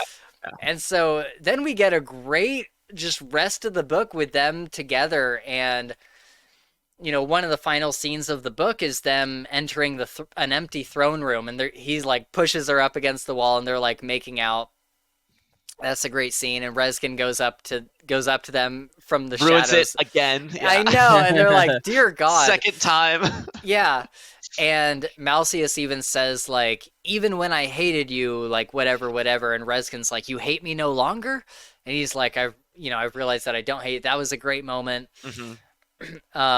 There was a great line there, because like when he said that, Rezkin inner dialogue says like something along the lines of, he's like, he felt like an unfamiliar stirring of hope, like in his. Yes. And I was like, oh, that's pretty. It's pretty so good. It's so good. Yeah. So that's kind of the big Assyrian Malseus moments. The only other one is when the demon fight was going on, and there's like a lava pit, and Assyria falls into the lava pit, and at the last second she's grabbed by Malseus, and he like pulls her up, and she says, "You caught me," and he says, "I will always catch you." And I'm like, of course you love that line, dude. Of course. I know. I'm like, oh my God. I'm like, it's a little corny, but I'm eating it up. Like, you're like, I love it. Yeah. Oh my God, that's so funny. I'm like, I can recognize the cringe in it, but I still like it. That is hilarious. That's okay. Well, Chris, I know you got to go. Gabe and I will wrap it up. Is there any other scene that you want to talk about before you go? No, I already kind of outlined the main scene that I thought was the most poignant, and I feel like you guys, since you listen at like 2.5 times speed, you may have overlooked it. But if you go back to that scene where Azaria is dreaming about Rezkin, and he tells her he's alive, like that was probably the only scene in the book that made me tear up. And I'm not like Nice. a guy that. So you should go re-listen to it. Like it's I really will. good. Okay. I'm definitely going to. Because Yeah. it's just like, again, I'll just try to explain briefly, but like the whole dream sequence I really liked because like I could just see, I was like, it would be so hard to have like this person that you loved that you thought is dead, and you're trying to like you're grieving, you're like trying to come to Yeah. terms with And you're their being death. tortured. She's like Rezkin is dead, and then she starts having these like super vivid dreams that he's in. At first she wants them to go away, and then Yeah, after well, meeting the Raven, she's like, I don't ever want them to go away. Yeah, exactly. And it's like I understood why she wanted them to go away, because I was like, that would be Yeah. so hard. And then she gets this one where in the very end of the dream, he's like, I'm alive. And she just is like wakes up and is like, what the fuck? Like, yes. And so that just really hit me. And so like that's my favorite scene in the book. So that's I just wanted to say more about it, and so go back and listen to it. Yeah, for sure. And I love the whole like, I don't know, it's so interesting, the wedge that Rezkin drives in between Entrus and Azaria, because in the 5th book there's kind of already a wedge between them that he's caused through these dreams without him knowing. Right. Because she tells Entrus that she's been having these dreams, and he even asks, he's like, are you not accepting me because of these dreams you had? And she's like, that's when it started.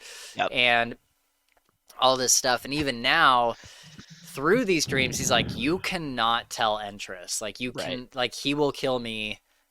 And, like, you don't want me dead, so, like, let's not tell Entrus. Let's not do this, And then at the end of the book, when he finally, like, reveals himself, that was a great scene, too, where he's got this shadow over his face.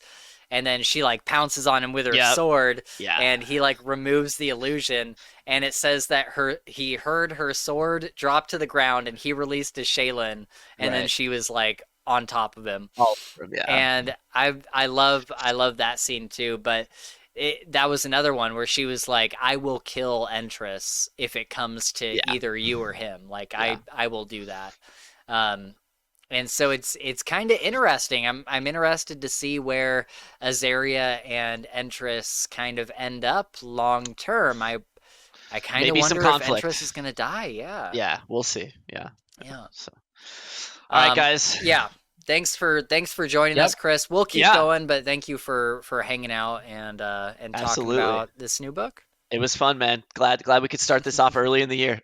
Yeah, me too. I'm already doing better than last year. So. Let's go. What's next? What's your next book? So I am going to read the second book in the 3-Body Problem.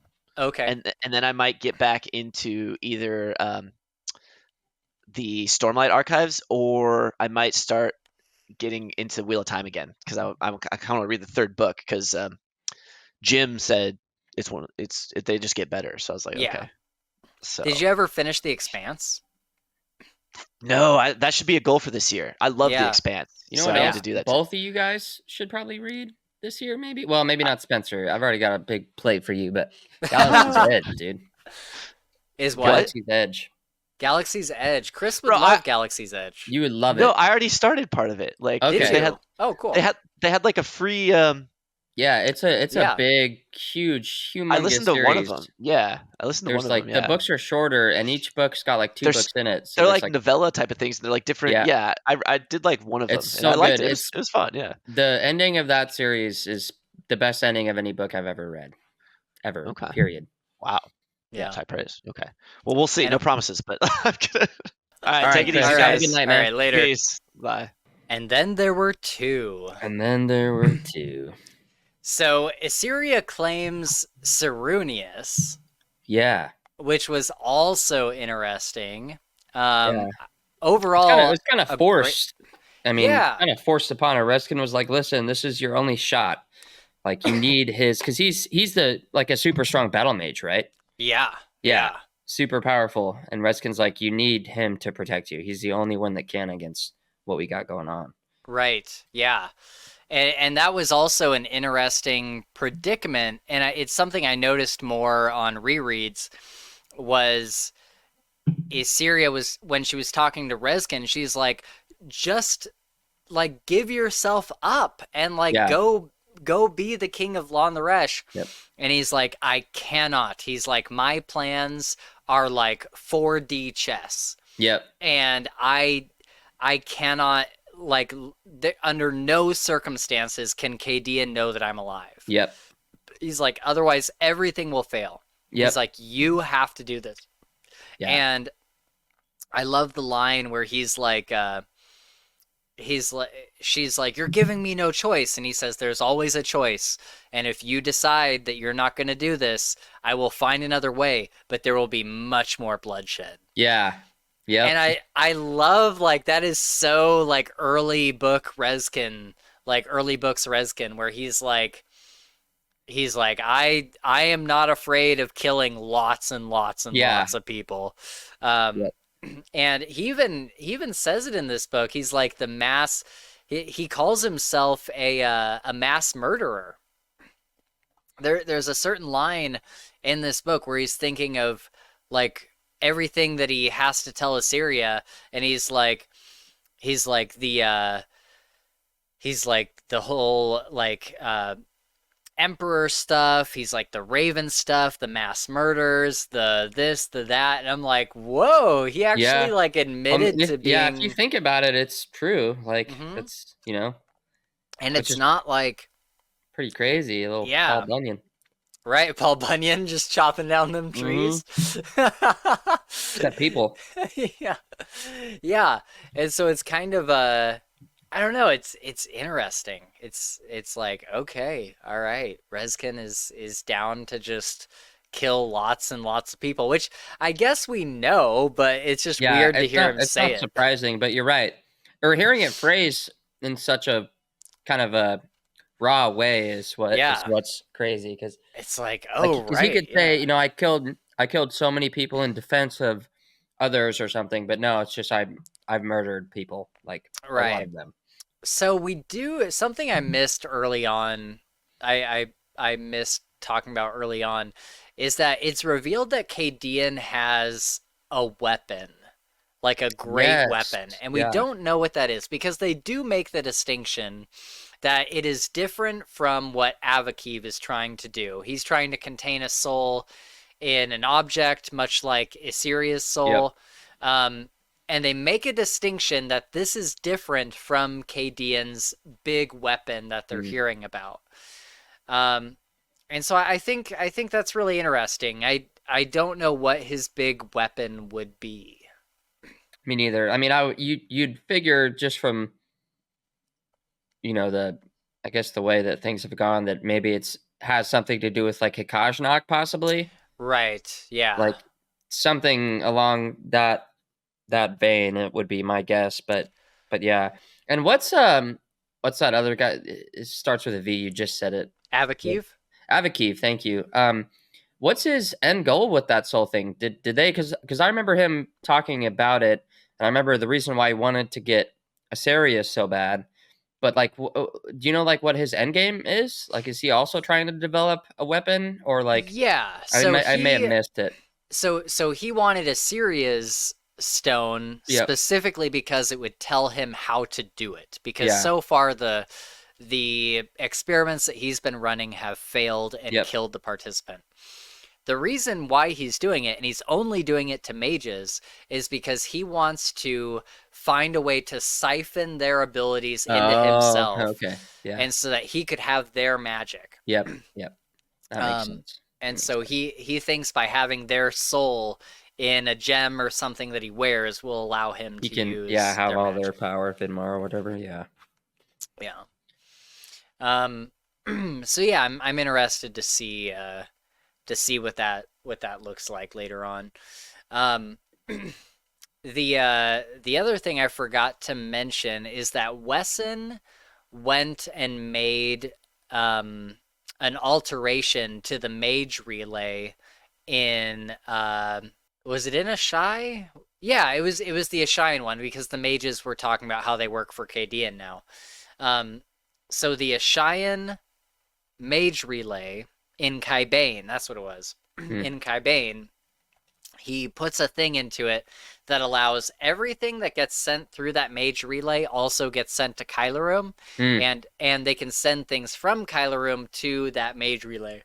I kind of wonder how that will be be utilized in the future, because they spent a lot of time on it. Yeah, for sure. Well, I mean, that's kind of like the ultimate spy move, you know? Yeah, for Like sure. the potential for knowledge is huge with something like that. Yeah. But yeah, it just depends on how Reskin's gonna, because we still don't really know like his plan. So Right. All we know is he's killing lieutenants and stuff and trying to murk the army a little bit, but that's it. Right. So then we get the big demon fight. These lieutenants that have been sent out to Lon-the-Resh are essentially demons in hiding. Okay. They're demons that Cadian has summoned to possess a body, essentially. Yeah. Okay, yeah, because I remember Reskin like talking to Assyria and telling like, no, I need to go back out there and start fighting because they're like literally monstrosities. Yeah, they like rip open their shell, and this like demon comes out, and Reskin is like straight up out there with his black blade, and he even tells Assyria, because she's like, I want to go out there, and he's like, there is nothing you can do against these things. Like, I am the only thing that can fight it. And I love at the end of that chapter when Assyria is queen, and someone's telling her, yeah, there's this unknown warrior just fighting demons out in the city, and she's like, who is it? And they're like, we don't know. And so that was kind of cool. But yeah, Reskin gets hit by one of the demons, and he gets these black veins that are going through his whole body. And it says that he wasn't able to make a fist. It was like paralyzing him. But he was able to get a hand on his black blade, and it made this green electricity course through him, and it healed him of the demon infection. Dude. And so he's just out there like covered in electricity, like fighting this demon. And then he hits the demon, and the electricity goes through that, and he kills it. And it was so epic. I've listened to the fight scene so many times. I'm like probably 40 minutes away from it, I think, or 30. Yeah, it is. So I'm gonna just continue and re-listen to it. It is really badass. Like he is just cleaving into this demon, and it's messing him up too. Like he gets really injured. To the point where he has to visit Healer Urway from the first book. And the interesting thing about this visit to Healer Urway, or Your Way, whatever his name is, it says that he is sworn to Cadian. I remember that because he keeps saying that, right? Yeah, he's and then, like Reskin's like, was it under duress or something along those lines? Yeah, he's like, did you swear your oath under duress? Yeah. And Your Way says, yes, I did, but it doesn't matter. It's a mage oath. There's no way to break it. Yeah.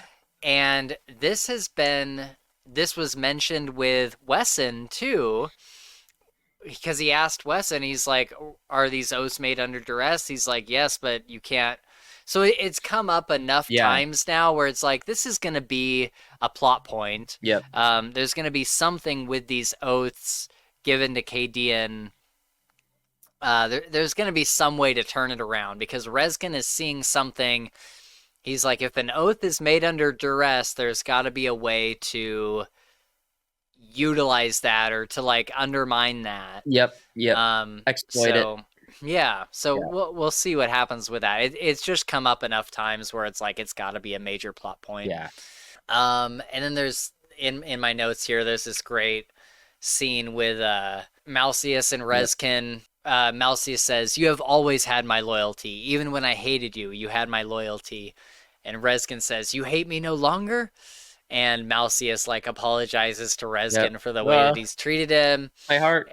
I know. And Reskin says, all is forgiven, Malseus. You are a true friend. Ah, man. I'm just like, oh, it's so good. It's so good. I love it. I think like this was like a Malseus ass book. Like this, for sure. This was like Malseus's book. Yep.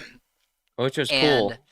Yeah, and I think like despite not seeing a lot of the other characters, I think if we got books that were like focused on a character, like how this book was focused on Malseus and Assyria too, but I would say mostly Malseus, Um, you know, if we keep getting books that are focused on a character and like take them all the way through their character arc, I wouldn't mind that so much. I really want to get a Raylan one. I hope that Yeah. she's more in the next book because I Yep. think, like I said earlier, she really has potential to be amazing. Yep. And I think that right here, Malcius has completed his character arc. I think this is kind For of sure. like Yep. it's not the end of where his character is going, but I think that this is the arc of his character. This is Yep. the end of his like emotional and mental arc.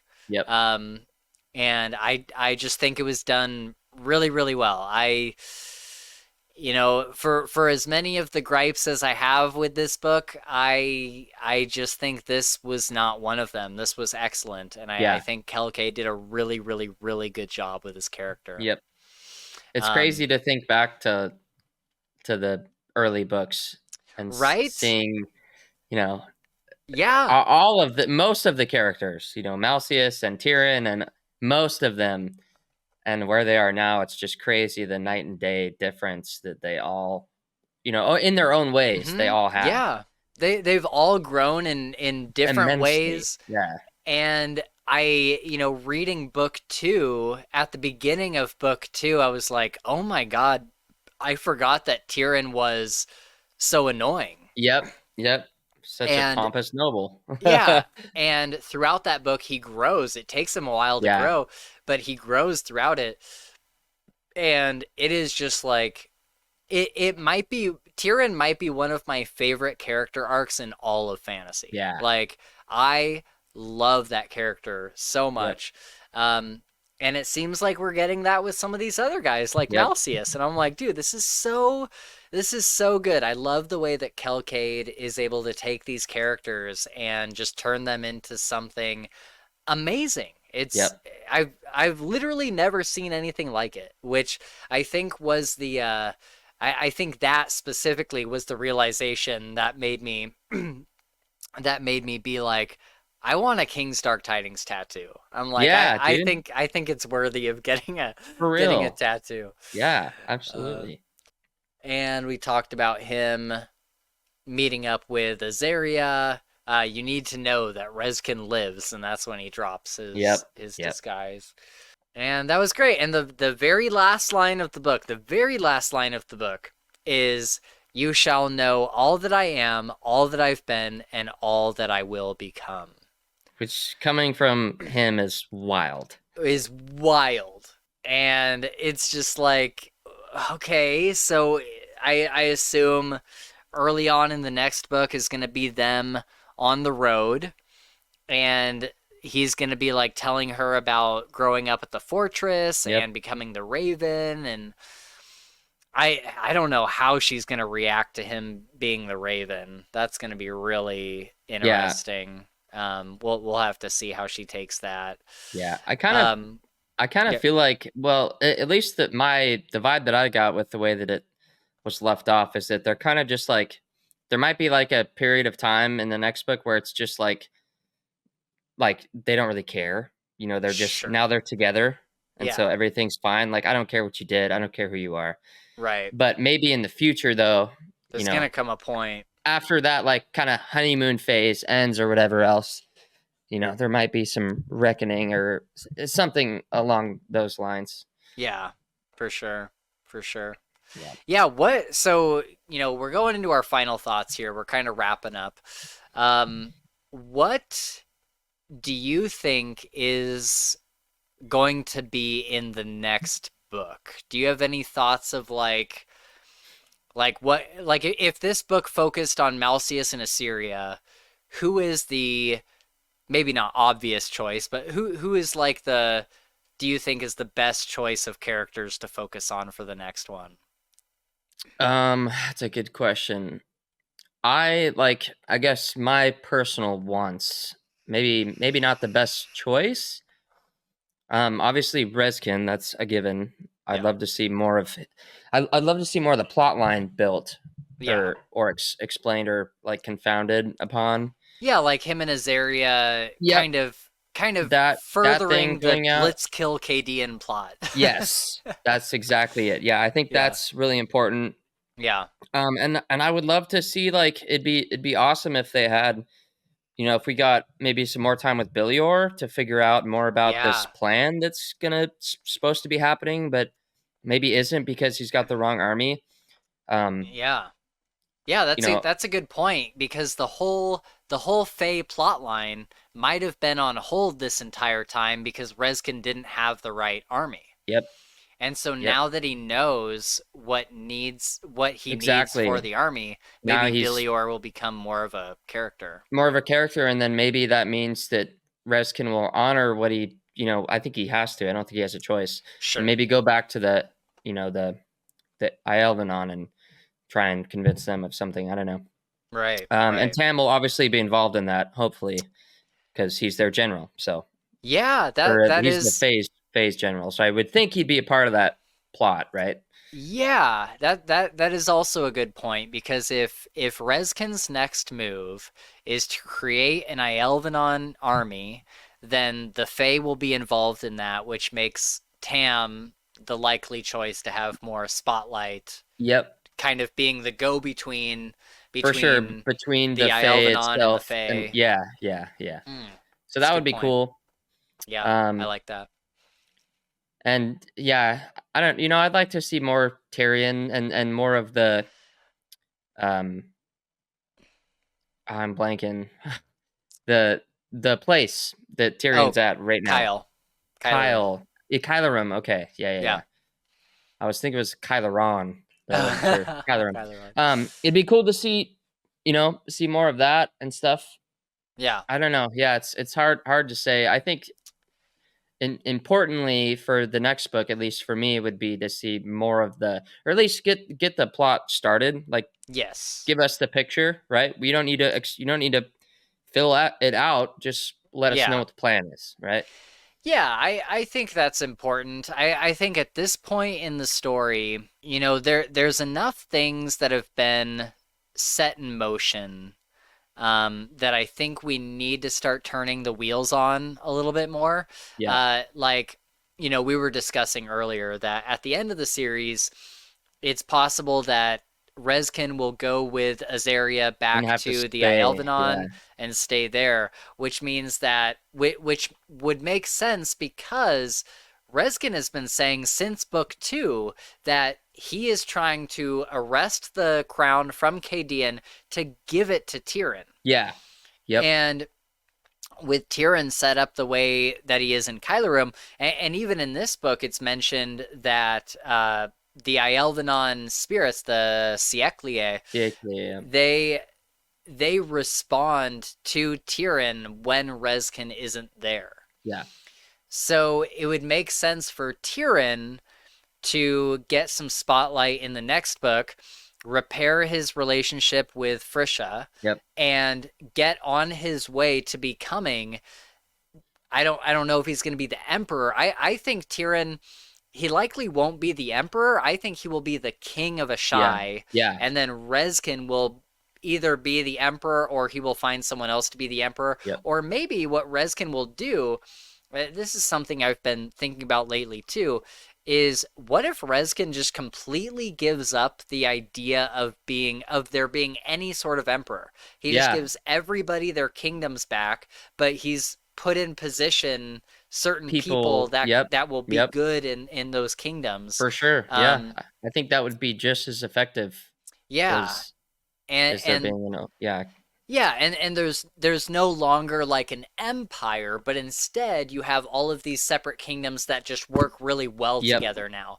And obviously have the same ideals and the same kind of and obviously that's not a permanent solution. That's up to the people ruling those countries to, have the next person in succession who's going to continue that.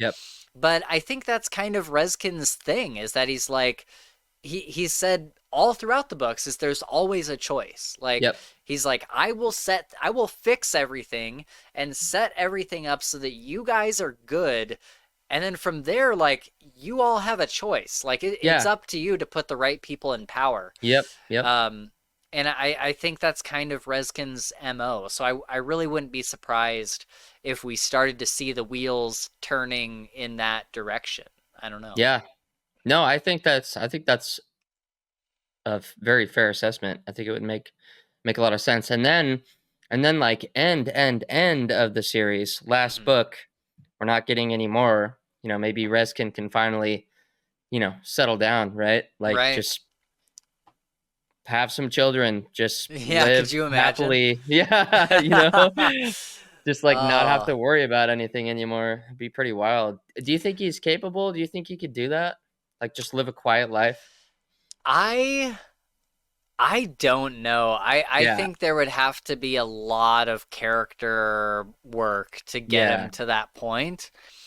Um, yeah, maybe I don't, because he's never really gone soft on children in the past. Like even Mm, in book one, he meets those like starving like thieves guild kids, yep. and he's like, you're gonna join the assassins guild, and like takes Yep. them there. Yep. And so I'm like, I don't know if he really has that paternal Yeah. instinct. Yeah. But I'd be interested to see it. I mean, Kelcade could convince me of it. For sure. um but yeah, I don't know. I thinking about the end of the series is like I just want it to be done well, and I don't need Reskin to have a happy ending. For Yeah. for me, I would be just as happy if Reskin went mad and everybody had to take him down, and Reskin like knew in his mind he's like, I have to let my friends kill me, Yeah. otherwise I will like become a mad Yep. king and Yep. become Yep. KDN, probably even worse than KDN. Um, and so I would be happy with that ending too, which people have speculated on. Yeah. But everything that's been set in motion, it really doesn't seem like it's going that way. When we were back in book four and we didn't have book five yet, and really also just in book five, the prevailing theory was that Reskin would die or go mad and his Yep. friends would have to kill him. But now with book six, I'm like, I don't know. Like he's not really showing any signs of Of becoming madness. mad, Yeah. Yeah. and so and that's in large part due to his dragon that's Yep. siphoning off a lot of his Vimara. Yep. Actually, I don't know if the dragon is still siphoning off the Vimara. That'd be an interesting thing to I don't think ask. so, but that'd be a good question. I wonder if the dragon though is still like their mental bond is helping him stay grounded, you know? Yeah, and Because and from I what I understand, he should be progressively getting madder and madder, right? Like right. nonstop. And the Especially using his Ielden on yeah, magic, yes. because But they we specifically haven't seen told an him the ounce more of you use madness. that magic, yeah, right, Yeah, we haven't seen an ounce of madness this entire book. He's perfectly sane. So yeah, that's a good question. I might ask her. yeah, for sure. Because and I kind of wonder if it has to do with his bonds, because he's made a bond with Tesei, which is Yes. Yep. the The lion shapeshifter. Yep. shapeshifter, yeah. Lioness lady. Yeah. And then also the he's made a bond with his dragon. He has a Yep. bond with Azaria, and I think maybe a Billior slight too. bond with Billier, yeah. Yep. Um, and so, all those things might be kind of siphoning off his Vimara Yeah. enough to keep him from going mad. Um, so yeah, it'll be interesting to see where the next book goes, because up until now, we haven't really had many like mini bosses, like Yep. we have Kadian that's like the big bad, Yeah. but there haven't been many like other bad guys that we've had Yep. to, I mean, he's killed people and he's taken out threats Yeah, and but stuff. none like sub big bads, like Right, yeah. like area bosses or something. Right. And so now with Avakiv, I think that's probably going to turn into, kind of a mini boss that they'll Yeah. have to go through next. They'll have to Yep. go through that plot line. Um, and then I think where the series will get really interesting is when Reskin and Kyle and Tyrion finally come together with General Markham and the Yes, other nobles yes, that are in the fortress. Because at some point, and it started this book with the Mage Relay, they were able to yep, talk to Tyrion yep, and other people and Kyle from their Mage Relay that Reskin just made on the spot. yeah, And it makes me wonder if they will eventually all come together and Tyrion will be like, come to Kyle yeah. and live here. And I kind of wonder because they can't stay in that fortress forever. I mean, No, no. I guess maybe they could. Like it was hidden from Reskin was hidden away there for Yeah, I mean, 18 years, it was but off the records forever, but at the same time, Gideon's just amassed more and more power and more. he's gonna You know, find it at some he's gonna point. find it at some point. Yeah, Yeah. for sure. So yeah, I wonder if they could get to Kyle. That'd be interesting. But Yeah. yeah, we have so many questions for Kelkado. Yep. I wonder what she's gonna be willing to answer. And I also kind of wonder, what is the plan as far as release schedule? Because the reason that we had such a big gap between book 4 and 5 is that she was also working on another series that she was, traditionally published for. Like she was contracted for. So she had to release those books in a timely manner. But that series is over. She completed that, which is why we got book 5 or book 6 a year after book 5. And so I'm kind of like, will we get another book in like next year, like next November? Will we have another book? Like, that'd be so great. I would love it if they came out every year, and there was a novella in between. So, and that's another thing. What's the next novella? Because she said that there are 3 Tales of Tamriel, or Tales of is it no Tamriel is Elder Scrolls. It was Tales of Terraria or whatever the name of this world is. I forget. But she said there's 3 coming. So we got Mage of No Renown. What's the next short story? Like, I would love whose backstory were we saying that we would really like? I think Raylan was on the books for one. That was an idea, because at the time we were saying this before book 5, but we didn't know she was all like secretive with her like rebellion stuff. We didn't really know much about it, and so that might be a good backstory to get, like we got with Wesson. Um, and Kai would be a great short story because we still don't know. We still don't know what's up with his family because he mentions in, was it book 5? He mentions in book 5, he's like, yeah, he's like, I have a wife and kids, and Wesson is like, wait, you do? And he's like, yeah, they're out there somewhere. He's like, I assume, excuse me. He's like, I assume they're still alive. And Wesson's like, dude, I didn't know that. And so Yeah. I think there's a lot to be revealed about Kai. And we could probably even get some Farson in that short story. That would be cool. So yeah, I don't know. That'd be a really good side story to get. Do you have any characters that you would love a short story from? Yeah, I think it would be cool to get maybe not like a modern like in this day thing of Raylan, but maybe like a younger Raylan Yeah. potentially. I think Yeah, that would like be a super Wesson cool. type story. Yeah, yeah, exactly. Which I'm assuming that's what these will be. So duh. Yeah. But yeah, Raylan would be awesome. I think the potential for like some really awesome Character stuff growth happened. and Yeah, character growth and challenges and trials that would have happened for her to become who she is. yeah. Um, I think would be really really cool. Or And then even Assyria. yeah, Assyria would be great to see her yep, growing up in Lawn the Resh, and then the dad had to like make everybody yes, flee over to yep, Ashai. yep. Would That'd be also be good. sweet. Yeah, Yeah. also be sweet. Or even like some of the Elvenon, like Entrus or Yeah. Azaria, like Ooh. seeing like maybe them, maybe like before Reskin ever met him, they were working in the shadows of, the world, right, or whatever, Yeah. trying to Hide make from the things happen humans when and nobody knew about, any of the dangers, the demons or whatever. So that could be cool. There's a lot of potential, dude. A lot of potential for some really cool stuff. For sure. She could basically just pick one, and it'd be an awesome story. Right. Yep.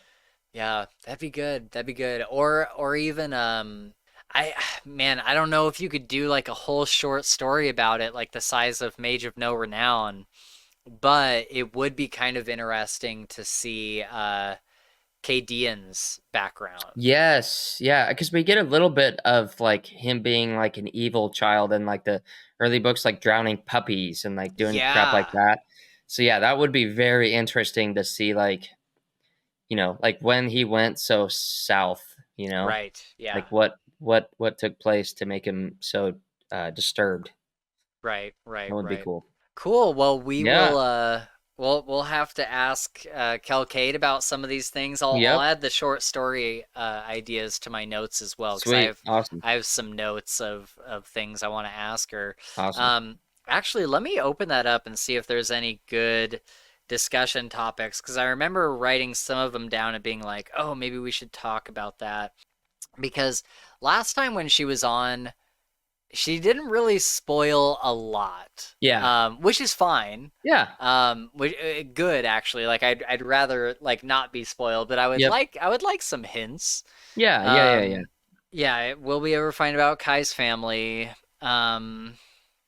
I want to know. I want to see the blacksmith. I want to see the blacksmith that made the black blade. I want him to come to Kyle. That would be cool. Even if it's just a really quick like little thing. Like I would love to see the blacksmith, because he made such a point of it in the second book. Having just reread it, when he went and got the black blade, he was like, what side are you on? Do you like the king? And he's like, I'm not gonna speak out against the king. And he's like, yeah, but the king is like stifling your trade. Like you can't get the materials you need. And he's like, yeah, well, I'm just a commoner. Like, I'm not going to speak out against him. And Rezkin says, I'm going to draw a lot of heat onto myself. And people are going to wonder where this black blade came from. If you're ever in trouble, reach out to me and I will go out of my way to bring you to me. And he like specifically says that. Yeah. And so I'm like, it's got to happen at some point. It's got to happen. That'd be sweet, dude. Be sweet. And then the other thing too, like, it'd be nice to know more about that mage material. Right? Yeah, because that's what I'm thinking. We saw what it does in this book. We saw that it has a potency against demons. Yep. How? Yeah. Like, where did it? What did it like come? Was it mined in Hikashnak? Like, is it like their kryptonite? Like, what's what's the how does it work? Where is it from? Who brought it here? How did you get it? All those things would be cool to know. Yeah, because Master Keskian says that he got it from a mage, and that it was a material that he was working with, and he was trying to infuse it with his magic. Yep. But that later he was never able to, recreate the incident that happened. Mm-hmm. And so it's like, well, what was the base material that you were starting with when you tried infusing it with your magic? Like what, like where did this come from? So I would love to know more about the mage, and maybe that's where Master Keskian comes in, when we start finding out more about that. And then the other thing with that too is in book 2 they talk about swords having spirits. Yep. And they, Malseus and Brant are talking about how people like name their swords after, killing a great foe or something. Mm-hmm. And that's how the Shaylins get named, like Kingslayer or Blade Sunder or any of those. And so it's like, okay, so Rezkin specifically said, I don't know what the Black Blade's name is yet. And even in book 5, I think it's in book 5, he tells Tam, he's like, it has not presented a name to me yet. And so it's like, when will we get that name? When will we get the name of the Black Blade? And so I think all of that is kind of wrapped up with reintroducing Master Keskian, the blacksmith. And so that'd be interesting if all of those were kind of tied together into that would be some super kind of plot cool. line. Yep. Yeah, and then we talked about this earlier, but one of my questions is, has Frisha, because did Frisha ever swear fealty? I don't remember her ever No, swearing I don't think she fealty to did. Rezkin. I think that Rezkin specifically told her that she didn't need to, Right. or Yeah. something along those lines. Said, Yeah. I don't require that from you, or I don't, need you to do that or something. So no, Right. I'm pretty confident she hasn't. And I'm curious what's going to happen, because it's even it is it said in this book, or maybe it's book 5, where Wesson says, he confirms, no, I still have not sworn fealty to the man. Oh, it's in it's in Mage. It's in this book, because he Okay. goes and visits the Mage Academy, or wait, I thought it was. No, that's book 5. That's book 5. Okay. Yeah, he goes back to Ashai. That it's right before the big battle. Okay. Yeah. And he goes to the Mage Academy, and the lady's asking him, like, you've sworn fealty to this Dark Tidings? He's like, no, he has not required fealty from me. And so it's like, what does that mean? Because the series has gone out of its way to mention that Wesson has not sworn fealty to Rezkin. Yep. It's got to play a part in the plot at some point. Like, there's got to be a reason why he has not sworn fealty. Yeah, I have a feeling there's going to come a choice that Wesson's going to have to make, right? Yeah, I think so too. The difference of him being able to make that choice the right way would be owing fealty or not. Right. I don't know what that would be, but that's just the feeling, Yeah. Yeah, same. Or like, the big decision has to be made, and yeah. And it all hinges on whether he has fealty or not. Yeah. Very interesting. Very interesting. All right. Well, any other final thoughts from you on book 6 or future books or anything? Not really. A final thought would just be that I hope we don't have to wait very long for the next book. I know. Because I'm like, after, I think this week I'm probably gonna do some rereading. Like I want to try and start like book 1 and just burn through them, because I have the time at work where I can just listen for the entire day. So I want to go through them. Yeah. Same. Yeah, that's what I've been doing the past couple weeks, and I've just been like, I'm just like, God, like every single time. It had been a while since I had read a King's Dark Tidings it's been a while book. since I've read one too. Yeah. Yeah. And especially the early books. I haven't read those in a long time. Right? And doing this rereading the past couple weeks has just made me be like, it just solidifies, like, this is one of my like top 3 favorite series of all time. Like there's so much proof in the pudding. Like, despite, I was kind of like iffy on book 5. Book 6 I liked a lot more, but there was still a couple iffy things that we've talked about. But going back to the early books, like books 1 through 4, really, I like the first 4 books were like perfect. And going back to them, I'm just like, dude, this series is like so amazing. Like, even me, like a big fan, like I forget how good the series is. For real. And just going back and rereading them, I'm just like, oh my God, like it all fits together like a puzzle piece, like so well, and it's so satisfying. And oh man, dude, one thing just real quick, when I was reading book 2 the previous week, I got to that scene where when Tam, like, or Rezkin tells Tam, he's like, hey, would you like to work for me? It sounds like you want to be an adventurer. And Tam's like, I would love that. He's like, you'd have to be loyal to me. And Tam's like, of course I'd be loyal. How could you say that I wouldn't be loyal? And it was almost like what's the story in the Bible where there's the disciple of Jesus that's like, how could you ever say that I wouldn't be loyal to you? I would die on a cross with you. And then the time comes and he denies Jesus 3 times. And that's kind of what Tam does here. He's like, of course, how could you think that I wouldn't be loyal to you? And then he finds out what Rezkin has done, that he killed everybody at the fortress.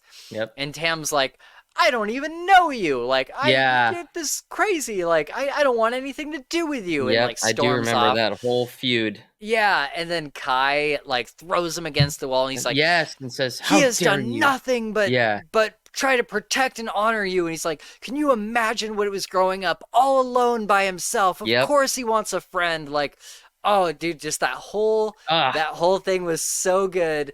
And then Tam, like, talking to Malseus and Yes. talking to Wesson Yep.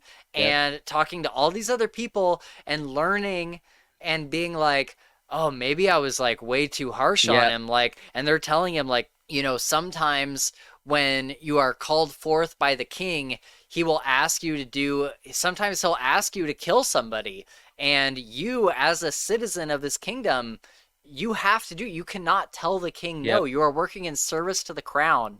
And it kind of shifts Tam's whole perspective. Thought process, and that whole storyline is so amazing. And it all culminates with him coming back to Rezkin's room. And Rezkin is giving him a banknote. And Tam is like, what is this? And Rezkin's like, you can go to this bank and take out as much money as you want. It should see you comfortable for the rest of your life. And Tam's like, no, I can't accept this. And Rezkin's like, is it not enough? Is there nothing I can do to honor and protect you? And Tam's like, no, that's not it. He's like, I was wrong. And I have been like a bad friend. And he gets on his knees and he swears the most just like honest oath of fealty to Rezkin. And even he's like, I will endeavor to honor and serve you, and I will always be at your side, and in public I will say good things about your name, and like all this stuff.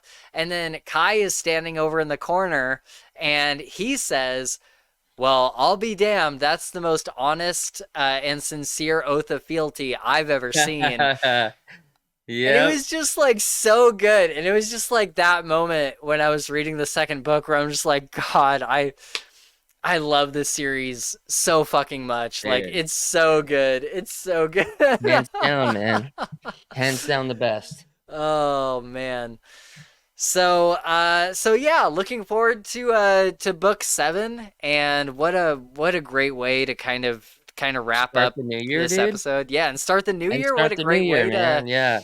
This is our first official better first official podcast for this year. Yeah, this was a banger. Like, we needed something to kick the year off in a spectacular way, and King's Dark Tidings is of course our favorite series, and it's just we're off with fireworks, you know? We're starting off with fireworks. So you know, hopefully we have a great rest of 2025. Thank you all. You know, we talked to you guys a bit in our end of the year videos, but again, just thank you for being with us through, you know, the past 4 years that it's been now. In April, we will turn over to starting our 5th year, which is crazy. That is wild.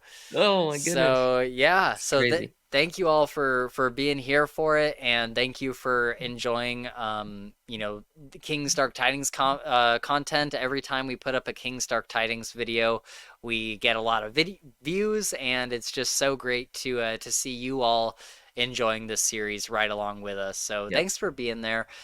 But with that, guys, we are going to wrap it up there.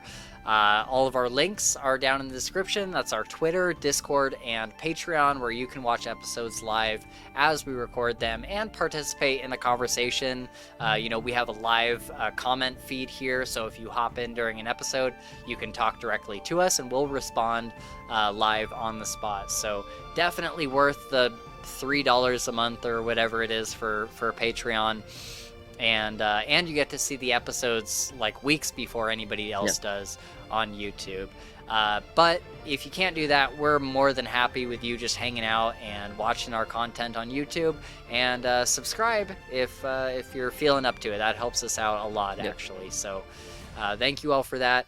Our next episode...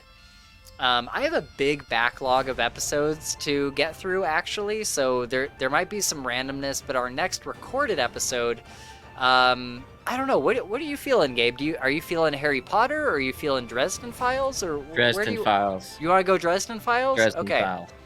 Okay, let's go Dresden Files. And I think our next one for that, because we just finished Skin Game, it's so it'd be the short stories. Oh, the yes. short, Okay. the Yeah, briefcases. yeah. Briefcases. So yeah, that'll probably be our next. That'll our be a next fun game. one. That'll be cool.